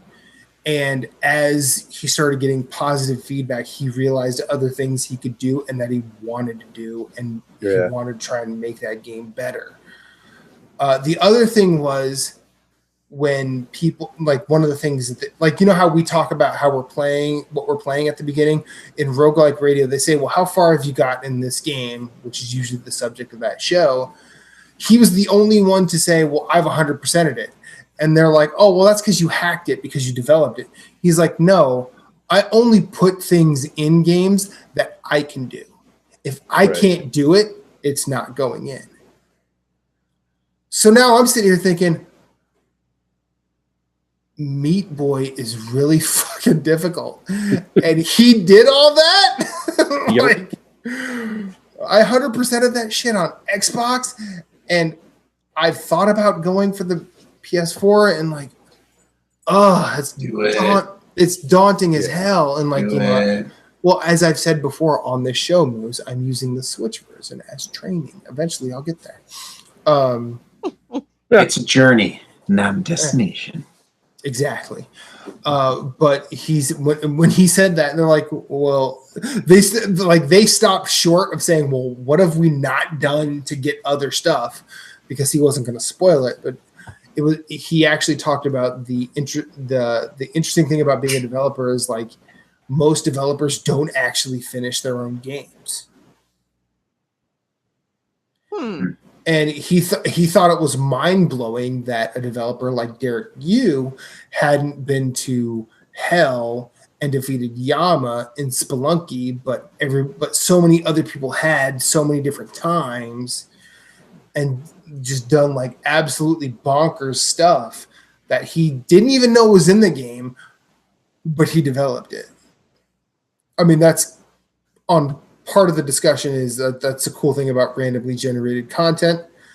And that's also the beauty of a passionate player base. Yeah. They have a crazy player base. But like, which is cool. Yeah. But and then like, I've watched YouTube videos about Binding of Isaac just to like get seeds to try. But unfortunately, none of those, anytime you input a seed, it basically disables all trophies. So you can't. So like, if you make progress in a seed that you put in, it doesn't count. But it's still cool to do. It's still cool to experience. Like someone who gets, Tammy's head as a Zazel and can shoot basically red laser beams 360 degrees. That's kind of a beautiful thing. Okay. Because you're basically death incarnate. It's cool. But you have to survive long enough to make it. Binding of Isaac is cool. Y'all should play it. But if you're not into the roguelike thing, just don't. Save yourself the money. So I think we should end it here. It's like 20 after 11. I know you guys have kids to wake up in the morning. Oh, I got a daughter to wake up right now so she can go pee. Yeah. We're still working on the nighttime, Sleep throughs? Okay. No, trying to make sure that she actually goes to the bathroom. In the toilet rather than in the bed. And she's been doing pretty good, but it takes some effort on our part too. Yeah. So, out. So, Lee, Becky, where can our listeners find you? You can find Nerd Overdrive. See, I'm still trying to get the pep going with it. You can find Nerd Overdrive on iTunes, Google Play, or Stitcher. We are also on YouTube at youtube.com/Phoenix Overdrive. You will find us live via Twitch at twitch.tv/PHX_overdrive. And of course, you will always find us live on Facebook, facebook.com/Phoenix Overdrive. As far as like all of our social media and everything, there's so much right now. I've got to trim it down a little bit. I know. I understand that feeling. Like you're just like, oh, there's like too much to try and handle. And I'm only on 2 podcasts, and I'm really only technically like kind of manage Nerds Gone Platinum. So it's just like I don't have to worry about NGR because Corey does a lot of that stuff. But it's just like there's so much to try and follow and post and do. And you're just like, sometimes it gets overwhelming. And you're just like, I just want to play games. And as much as I try to automate like every posting on social media, I still got to watch out for it. Yeah. It's a pain. Yeah, so all you future podcasters who are listening to this, just do it. Just do it. Just get used to everything. Just get used to everything. And Snapchat, You don't even do Snapchat. Like, I don't even understand Snapchat. I don't know. I'm too old for that. That's how I know I'm too old. I'm like, I don't understand Snapchat. And I'm good to go. Like with this new job, I have to. One of my other responsibilities is a digital marketing specialist. So now I have to. Learn the old guy in the room. Learn the tricks of the trade, if you will, with Facebook and Instagram. And he's not even the oldest guy in the room. I'm not even. Yeah, he is. I'm just kidding. I ain't old. We're all old. You're only as old as you feel or act. I'm not sure which is the better in this group. Well, my joints are telling me I feel a certain age. I'm just saying. You ever felt bone on bone in your knees? It makes you feel real old. Oh yeah, and especially when you creak when you're just laying there and there is no pressure on them. Yeah, you're like you go to like get in a fetal position. Your knees are like. Pretty much. Oh, great, we're all old. Yeah. Bunch of old gamers.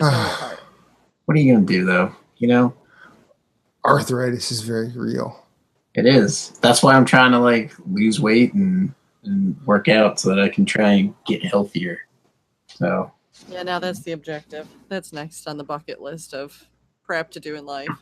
Yeah, it like they always say like you can lead a horse to water, but you can't make it drink. It's really weird. Like I've had a struggle the last couple of years with my weight, and it's just like, why can't I find the motivation I had in 2005 when I lost 96 pounds, almost 100 pounds? 15 years later, and a lot of right. Like it's 10 years later. Stress. Beer is delicious. I like back then. I didn't have like the taste for beer that I have now. So I mean. But it's also just like, I don't know what it is. But anyways, I'm trying to get burgers, Moose. Burgers are delicious. Cheeseburgers are especially delicious. Bacon cheeseburgers. Yes. Phenomenal. Yes. So we went out to lunch with some. We went out to lunch with some family friends of Reba's, and I had this pickled steer sandwich. Oh my god! On ciabatta bread. And that sounds really pompous, but it was so good. Yeah, we met him at Tired Hands Brewery, and I think we ate because we went to Shady Maples. Yeah. And like I gorged myself, and I'm like, God damn it, your cheeseburger smells delicious. And I'm like, you know what? I'm gonna tempt this mule. I'm leaning over it, trying to see if you can avoid food. It. So I get a burger, and like Tired Hands burgers are really good. Like I would say it was probably like 25% to mess with you, and 75% because I know their burgers are awesome. This guy. But I did that. Did you say where you're at, Moose, or no? No, I haven't talked. Lee just did their whole spiel for them. Okay. We were talking about his new job, and we were talking about social media and how it's just crazy to try and do everything. And you know, Snapchat, right? That's what it's exactly. We ended on like when you joined us, we were talking about Snapchat, and he's like, I don't even think I understand it. I'm like, I know I'm too old for it because like I don't even know what's going on. So I haven't even tried it, but I'm just like, I look at like the people at work like talk about it all the time. They're like, oh yeah, did you see such and such happen? They're like, yeah, I saw their Snapchat, and I'm just like, nah, I'm good. I worked with a couple of folks who were really active on Snapchat, and it got real weird. Mm-hmm. Not with them, but like when I joined Snapchat, they start like throwing you like, "Hey, maybe you should follow this person," and then you just start going from one thing to another, and it just gets darker and darker. It's a rabbit hole of darkness. Yeah, and I'm like, I should not be on this. So yeah, and then like a couple like my buddy June, I love him to death. He's probably he's one of the coolest people I've ever met, and that's saying something considering he's like 16 years younger than I am. But he's like, how can you not on Snapchat anymore? I'm like, dude, I'll just settle into the old person role right now. I am too old for Snapchat. He's like, nah, dog. How old are you again? I'm like, I'm 30. Well, at this time, I was like 37. And he's like, oh, I didn't realize. I didn't realize you were. I thought you were like 4 years older than me. And I'm like, nah, dude. I'm a decade and change older than you. That baby face. He's like, man, how can I look like you when I'm your age? And I said, well, the first thing, if you want to look like me, I'm a white dude. You're Asian, so you got a real global change there. Gotta work on that.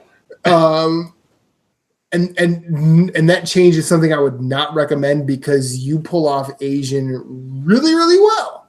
What if he could get some of that skin bleach that Sammy Sosa's using? Well, no, I mean, why you got to bring Slam and Sammy into this? Dude, he looks so horrible right now. Oh god, it's so bad. But see, Michael Jackson was. I don't think so I don't think either of that is. I don't think either of those things are bleaching, because I've seen people with that pigment disorder, and a lot of times it affects like their extremities before their face, and it really looks like that. It's like, pasty to black without a gradient, like it's one of those things you look at, and I'm a pretty stupid person in general, and I admit that, and I ask dumb questions, especially when I'm x-raying someone. I'm like, hey, what's that about? They're like, oh, it's a pigment disorder I have. I'm like, oh, well, how long have you had it? And they're like, I really don't know, it didn't show up until I was in my late 20s, and they would be in their 40s. So I don't know etiology or anything like that, but clearly the folks that it ends up affecting do not know they will be affected by it. Yep. And so maybe Sosa and Jackson have the same, Michael Jackson had it, but maybe Sammy Sosa has what Michael Jackson had. And it's just a roll of the dice. But hopefully I haven't offended a number of people by saying that. If I have, I apologize. Just going by what I know, and I will gladly be corrected. You can find me at infinite_rewind on every social media platform I choose to be on. Moose, where can we find you? You can find me at Svhenn on Twitter, Instagram, and PlayStation Network, whereas mainly I do a lot of my gaming except for Switch. Our codes, Matt and I's codes, are in the description. They're in the description because we can't be bothered to memorize them because alcohol is very real. Alcohol is our kryptonite. But anyways, you can listen to me, Jason, and Jeff discuss the PlayStation platform on Nerds Gone Platinum. You can tweet us at NG_platinum. You can also email us questions, comments, and concerns at nerdsgoneplatinum@gmail.com. That show goes live every Thursday morning at 7. And now we're doing something which Matt doesn't know about. But we're doing Platinum Plays, where we get people to join us while we're playing a game. And it's basically like Mystery Science Theater 3000. You can shit talk our gaming. You can ask questions about the game we're playing. It's something you're interested in. We're going to be posting to our group to be like, hey, I'm playing these games. Who wants to sit in and watch us play and chat with us and hang out? Usually they're roughly about 25 to 30 minutes. They're not very long, I believe. Our first 3 videos went up today. Jason was posting them. So it's me playing Mafia 3 with Jason. Jason and Jeff were playing, I think 2 of them were playing Far Cry. So I think Jason was playing Far Cry while Jeff was commentating, and I can't remember the game that Jeff played while Jason did commentary. So we're going to try and get the community involved, and if you're interested, just let us know. So that's about it.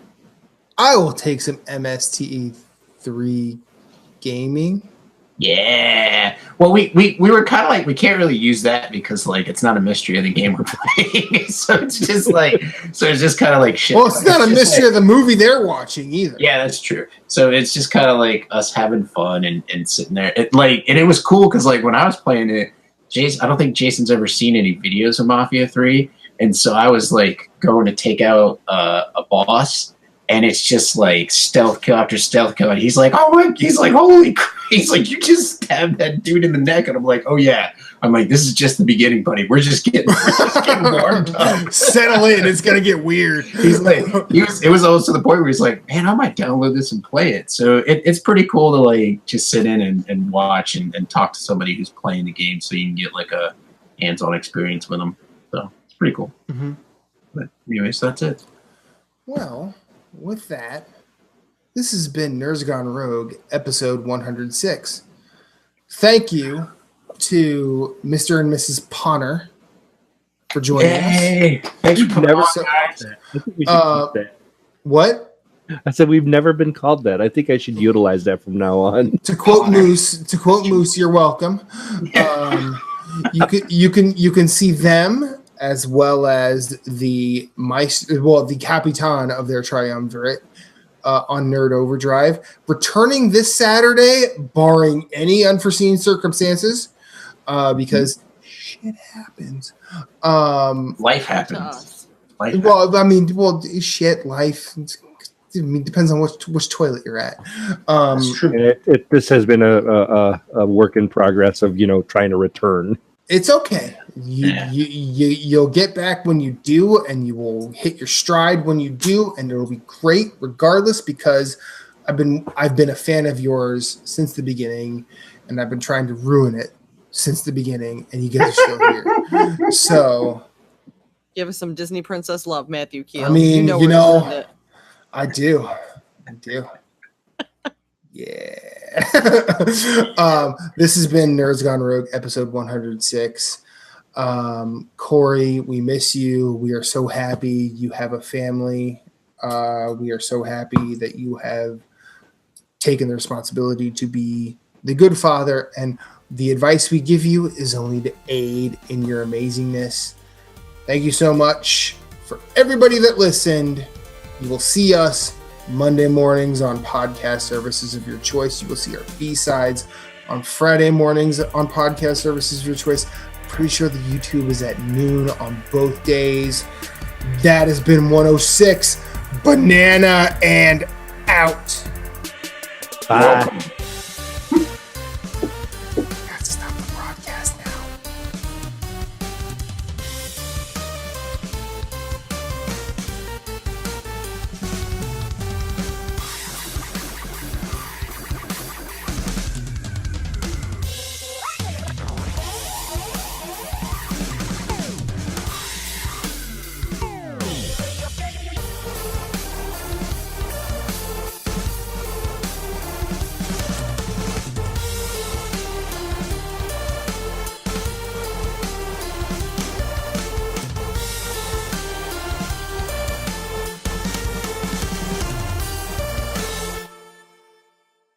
Bow wow chicka wow wow chicka chicka chicka wow wow chicka wow wow chicka chicka chicka wow wow chicka wow wow chicka chicka chicka wow wow chicka wow wow. Go get it now! What? She's like, could you stop? What did you say, Reba? I yelled bulls on parade. You're already better than Corey. And that's live on the internet. I hope you're happy. Wait, is Corey there? No. Oh. Well, I don't know. Her chat just opened up. Maybe he popped right in and heard that. Who's that? No. You see the ducks. No. Oh, God. Fiance's a creeper. Guess that's what I get for being, me. Yeah. Welcome to your own mistake. No.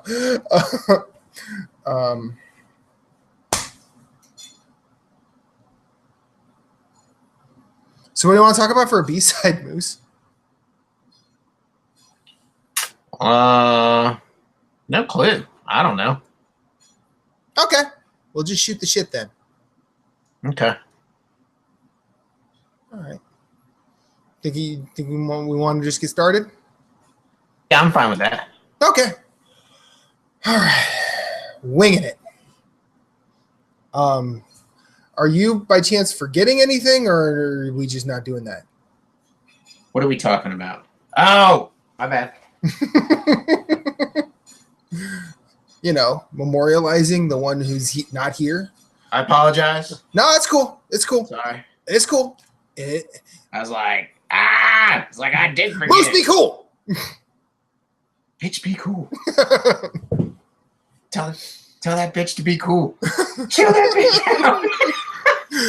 Chill, honey buddy. I love how like Samuel I'm trying, Jackson, Ringo. I'm trying real hard. like Samuel Jackson just keeps escalating it. And what's his name?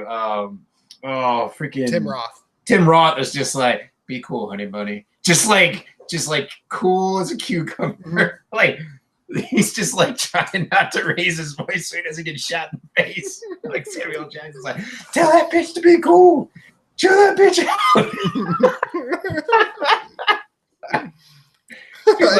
I also go pee. And he's like, all right, well, we'll make it through this. And you go.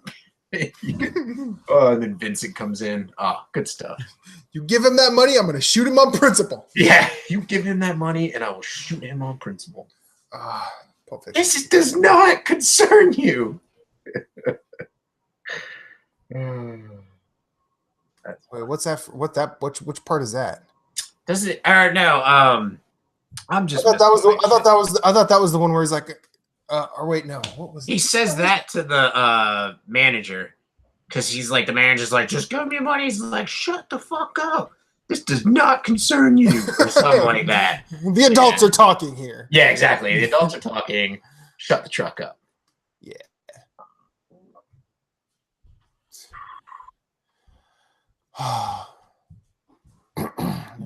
Open the chat. I actually think I got a pretty. So now I got to listen to it the next couple days. Make sure it gels. Your playlist? Playlist. It's actually the same amount of songs as the other one. It's just 8 minutes longer. Though I do have a 17-minute song on there. And this playlist is this for the gym or? No, it's for the anniversary is Thursday. Oh, congratulations. Thank you. 4 years.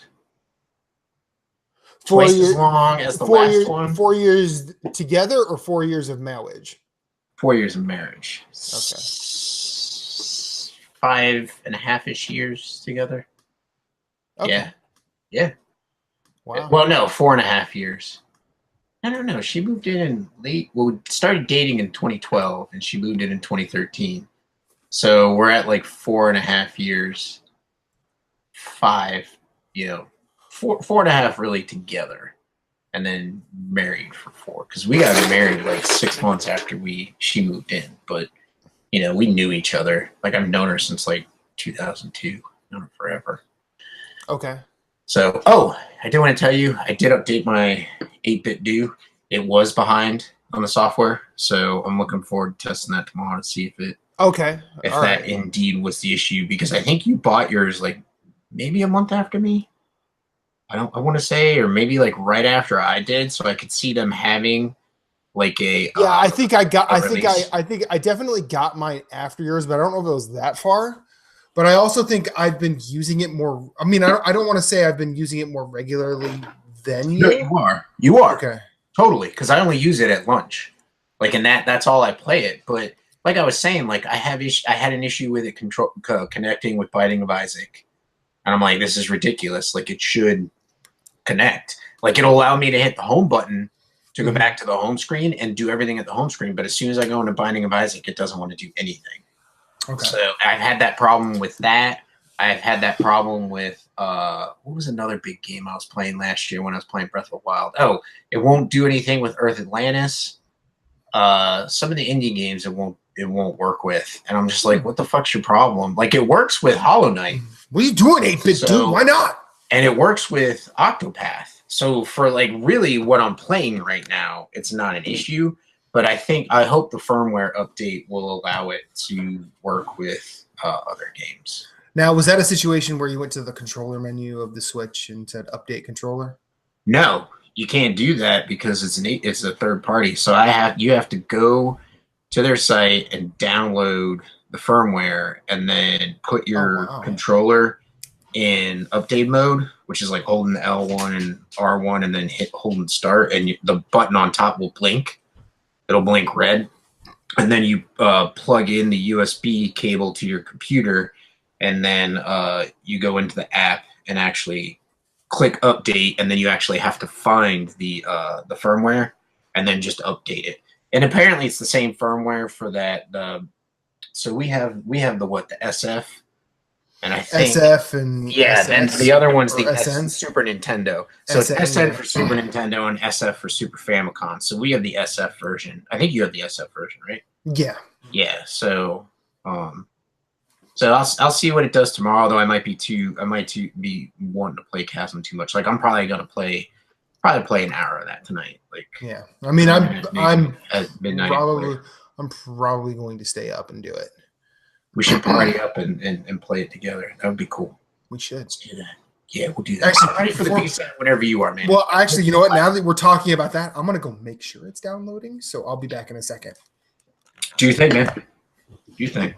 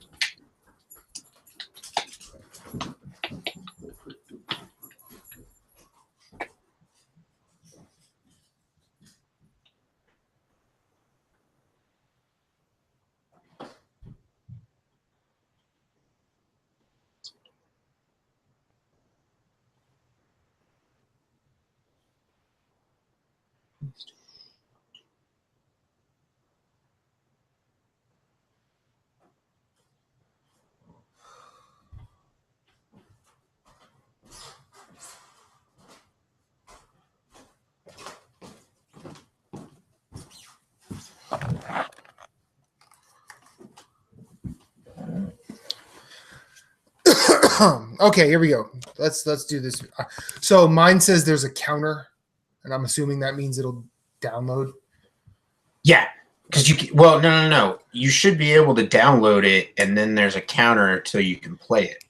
Yeah, the counter it says like playable in like 3 hours. Yeah, is it on your actual blade on your PS4? Yeah. Yeah, then it's downloaded. It'll just be playable in 3 hours. Yeah, Right, yeah, you're good. All right, so what do you say? 3, 2, 1.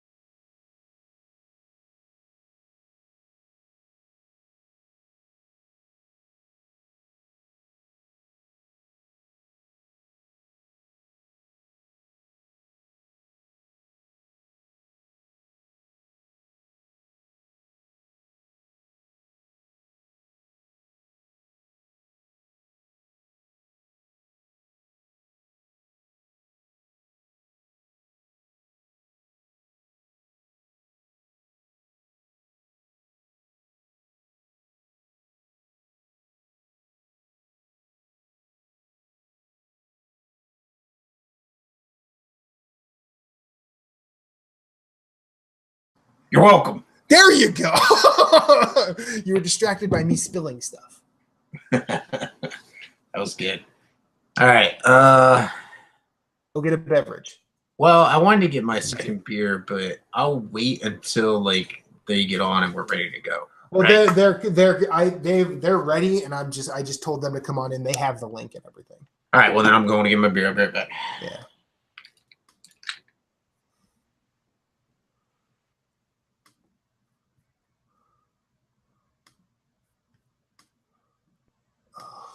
MacBooks.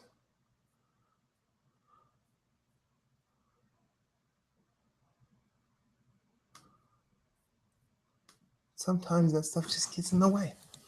It just gets in the way.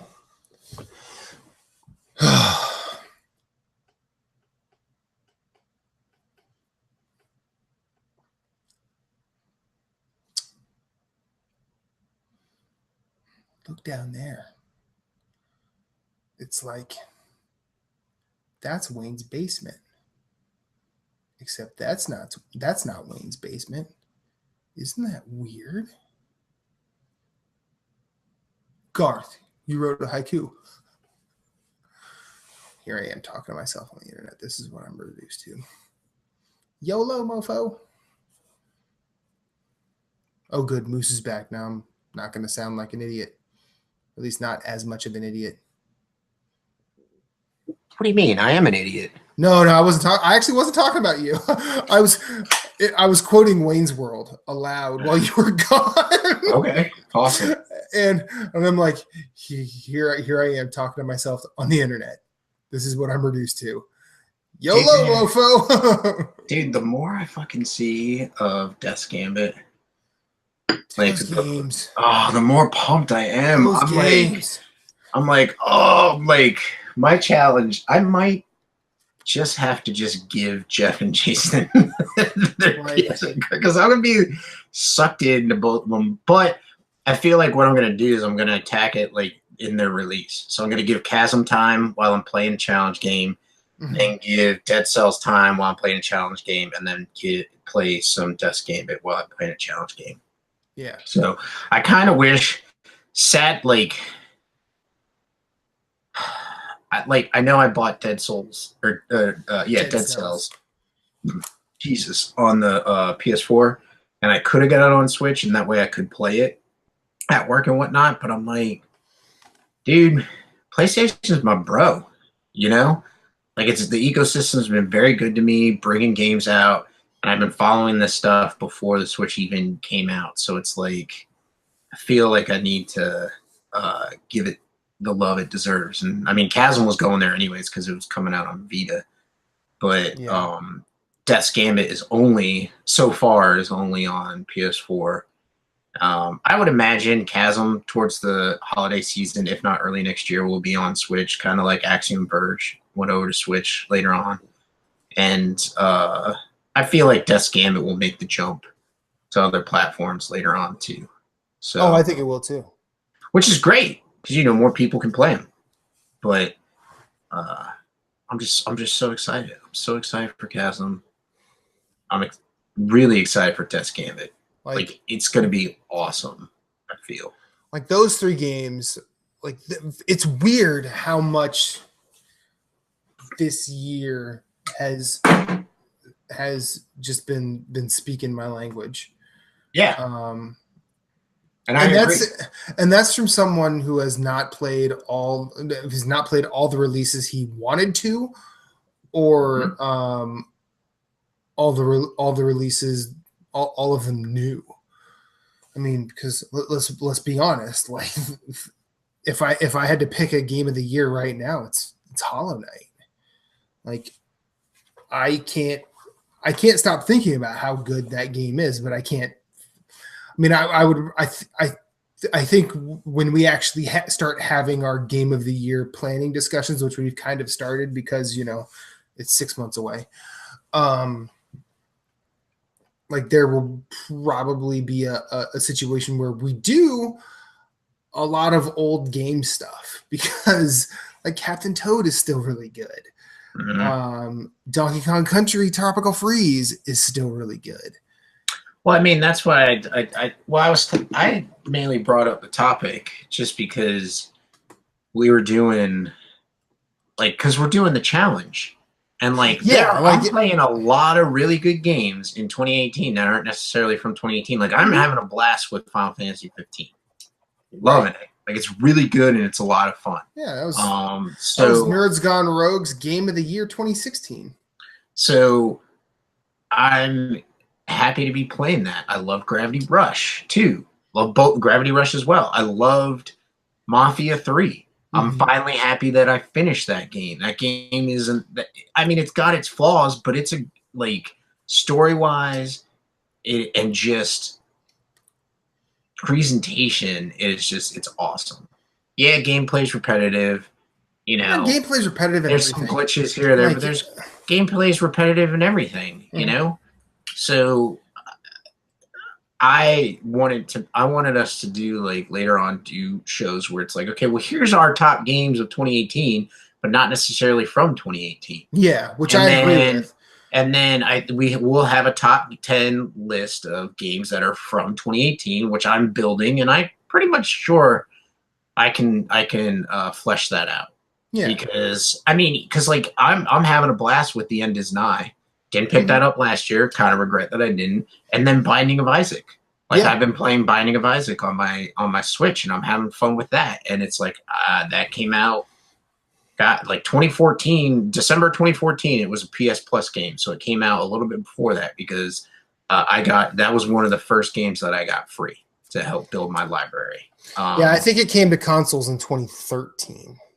Probably doesn't surprise me. And then when the there was a PS4 version released, early spring or summer, and then it was free 6 months later. But anyways, it's just, there's so many good games out there. And I mean, people don't need to, they already know that. They've got a backlog and they've already played games from their backlog. But I think it would just be cool to have a list and be these are the games, we'll have our categories. We'll also have our list of games we loved that we played in 2018, and then we'll have our list of 2018 games. I mean, right now it's if I had to give my top 3 off the top of my head, it would be God of War, Hollow Knight, and then what have I played? What else have I played from this year?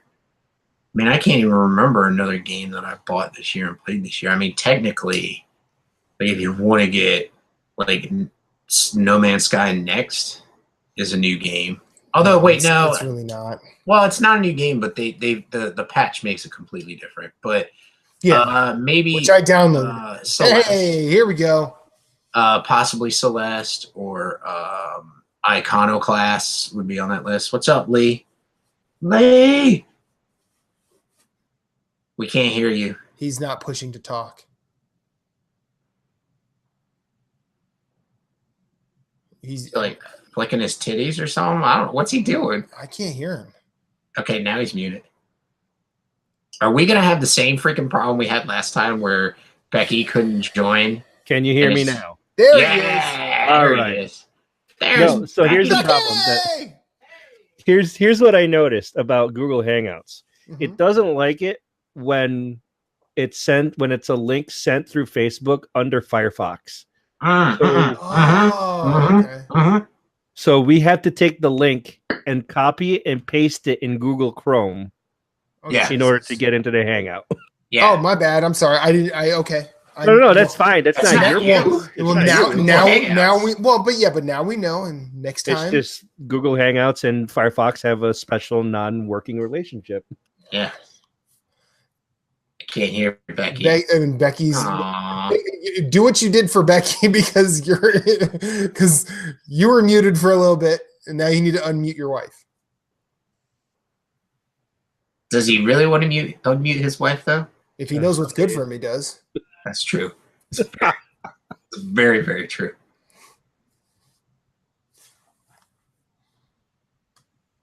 I don't know if I should go over there and help her. You should. I should. I mean, she's probably gonna hit you, but it's cool. Wait, starting for a little bit. We'll be all right. Yeah, I'm gonna go grab a drink. Okay.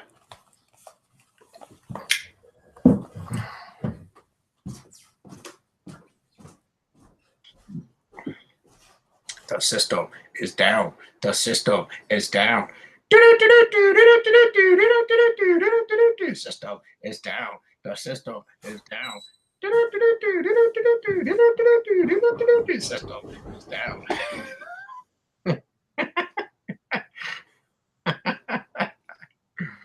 Oh, I'm easily amused.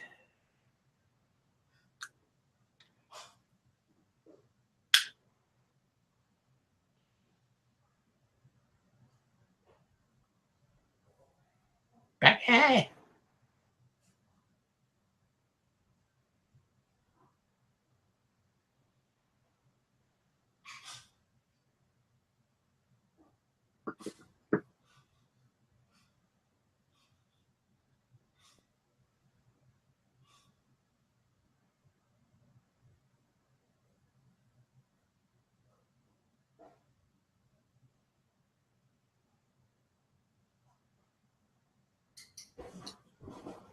You started something.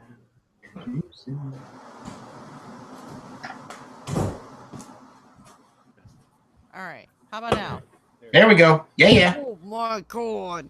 Pump it up a little bit, though. You're a little low, maybe. I don't know. Really? Hold on. I'm playing music now, so give me a second. Yeah. Check. 1, 2. Testes. Kosher? Are we kosher? I think you're good.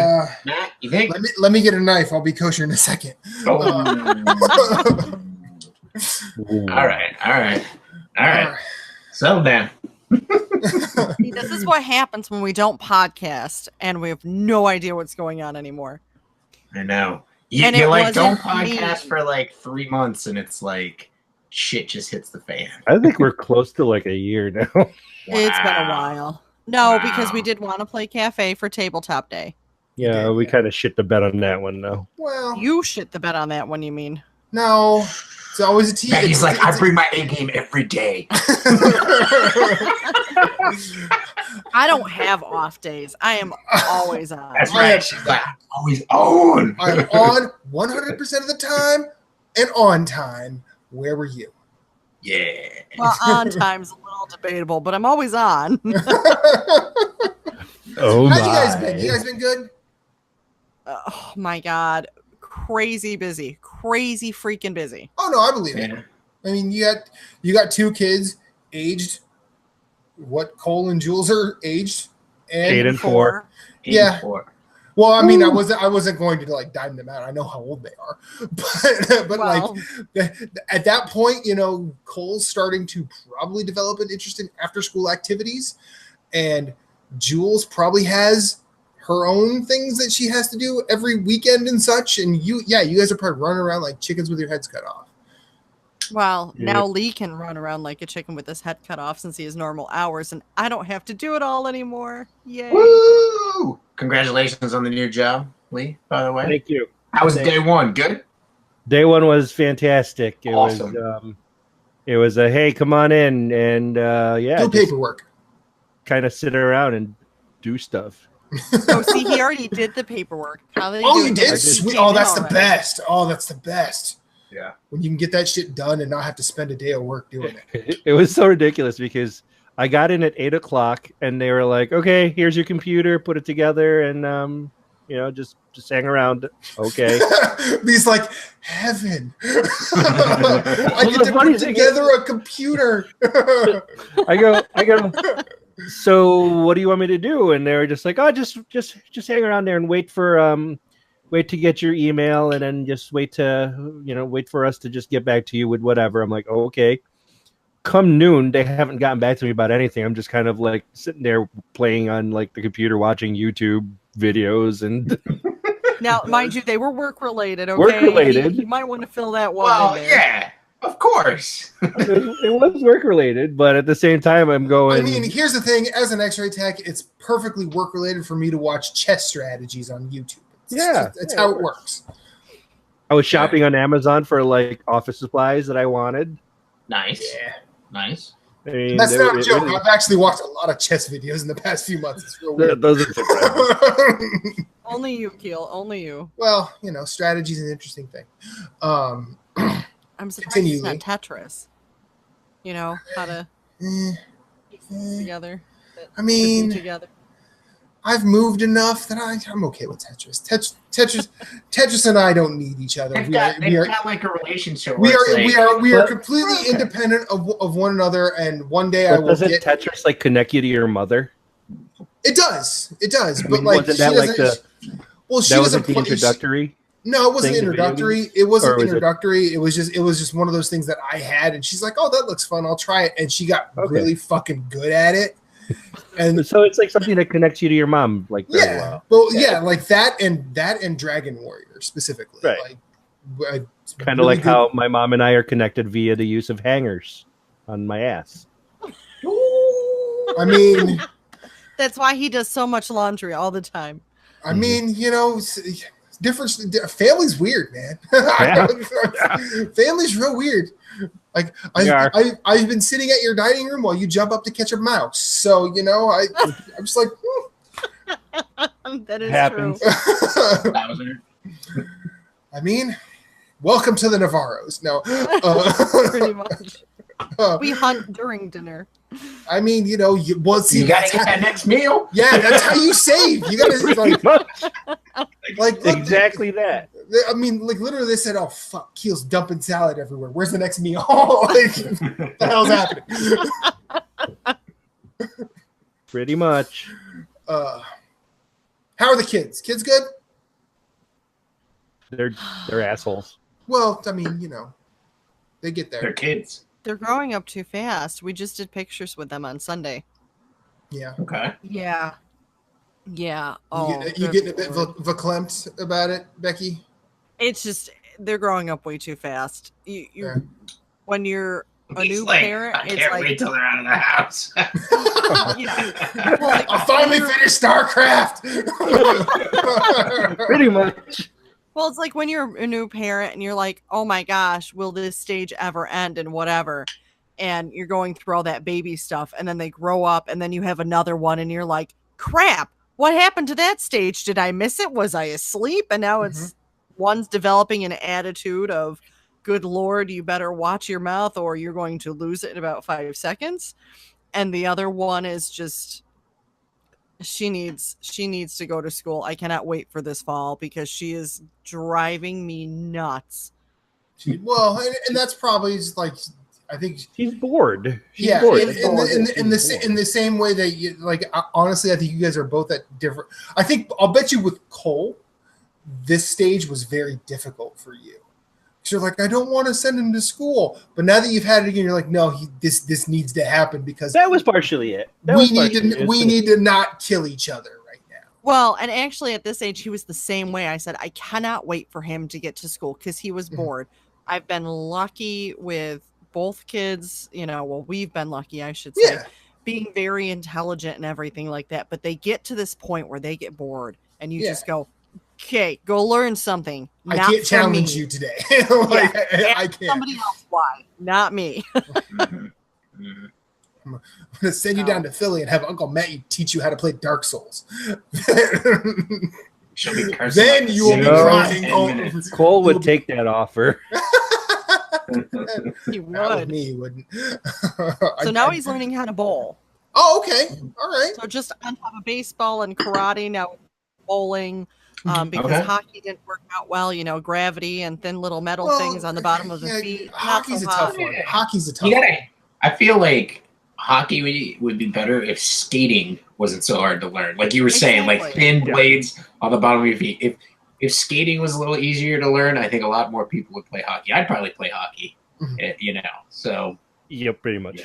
Yeah, that's probably his wall. He was like, I don't want to push through this anymore. He's like, I'll play something else. And you know what? The fun thing is, like, he actually kept wanting to keep trying. He didn't want to stop.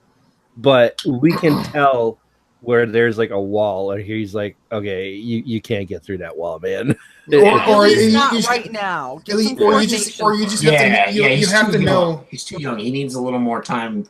Like you said, learning some coordination before. Or you just have to know when like, I mean, it seems like you guys are like saying, hey, this is a bridge too far for you, not because you can't do it, but just because you're not physically ready.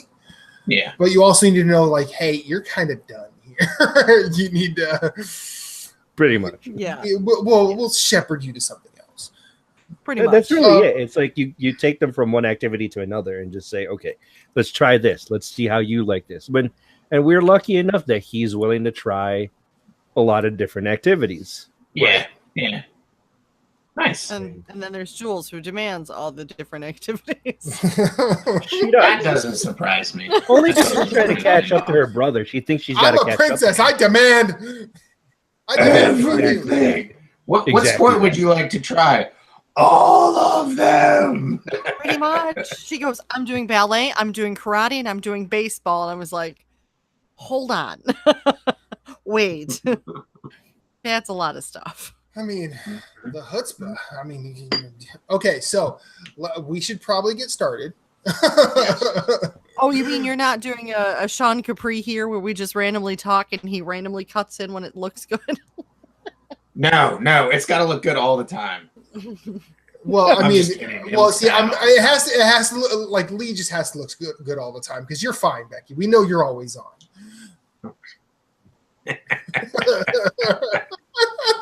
He's on an A game. All dressed up and his tie and everything. It was like, what Lee is this? Do you have to wear business casual at work? It's business casual. Like today, I was like in a tie and dress shirt and everything, and she was like undressing. Dockers in your future. Oh yeah. Yep. I get home and I'm already like in my shorts. She goes, "Why did you strip out of your work clothes?" I'd be like, because it's work clothes. Because like, it's work clothes and I'm warm and I want to get out of it. It's hot out there. I'll sit around in my suit, for the rest of the evening because I'm like, it's comfortable. I'm okay. Although, when my buddy Jason, he did like several weddings because his wife's family and his are like spread out around the country. They did their second wedding they did was in Philly, and since I was his best man at his actual wedding, they wanted me to be the best man again. So I'm like, all right. That night, I actually stayed in my suit the entire night and then did a podcast in it the next morning. Yeah. Because I'm a classy guy. He says that. No. He says that. like Todd said last week, we put the ass in classy. That's right. All right. So we'll start. I'll introduce y'all. You guys can plug Pawn. You guys want to plug Pawn? If you guys don't, we can just. We should be coming back this weekend. The thing we're waiting on is Ray's internet confirmation. Okay. All right. So we'll do that, and then we'll do gamer parenting tip because we are doing that. We'll do one for each of you. So try not to steal. And then we will go in. I know. Then we will go into what we're playing, and then we'll just shoot the shit. Yeah, I don't think we need a topic. We don't need a topic for these two. The topic just happens. That's right. We are the topic. Yeah. You are the topic. That's what the title of the episode should be. Well, the title I have in our tentative. Just let it happen. The title I have in our video is Los Navarros and La Casa. Because that works. Because I'm like, all right, we could do that.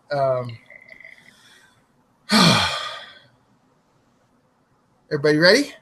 Yeah, I was just trying to get Ray to confirm this Saturday, but go ahead. Just say we're getting a comeback episode. Okay, cool. So 3, 2, 1.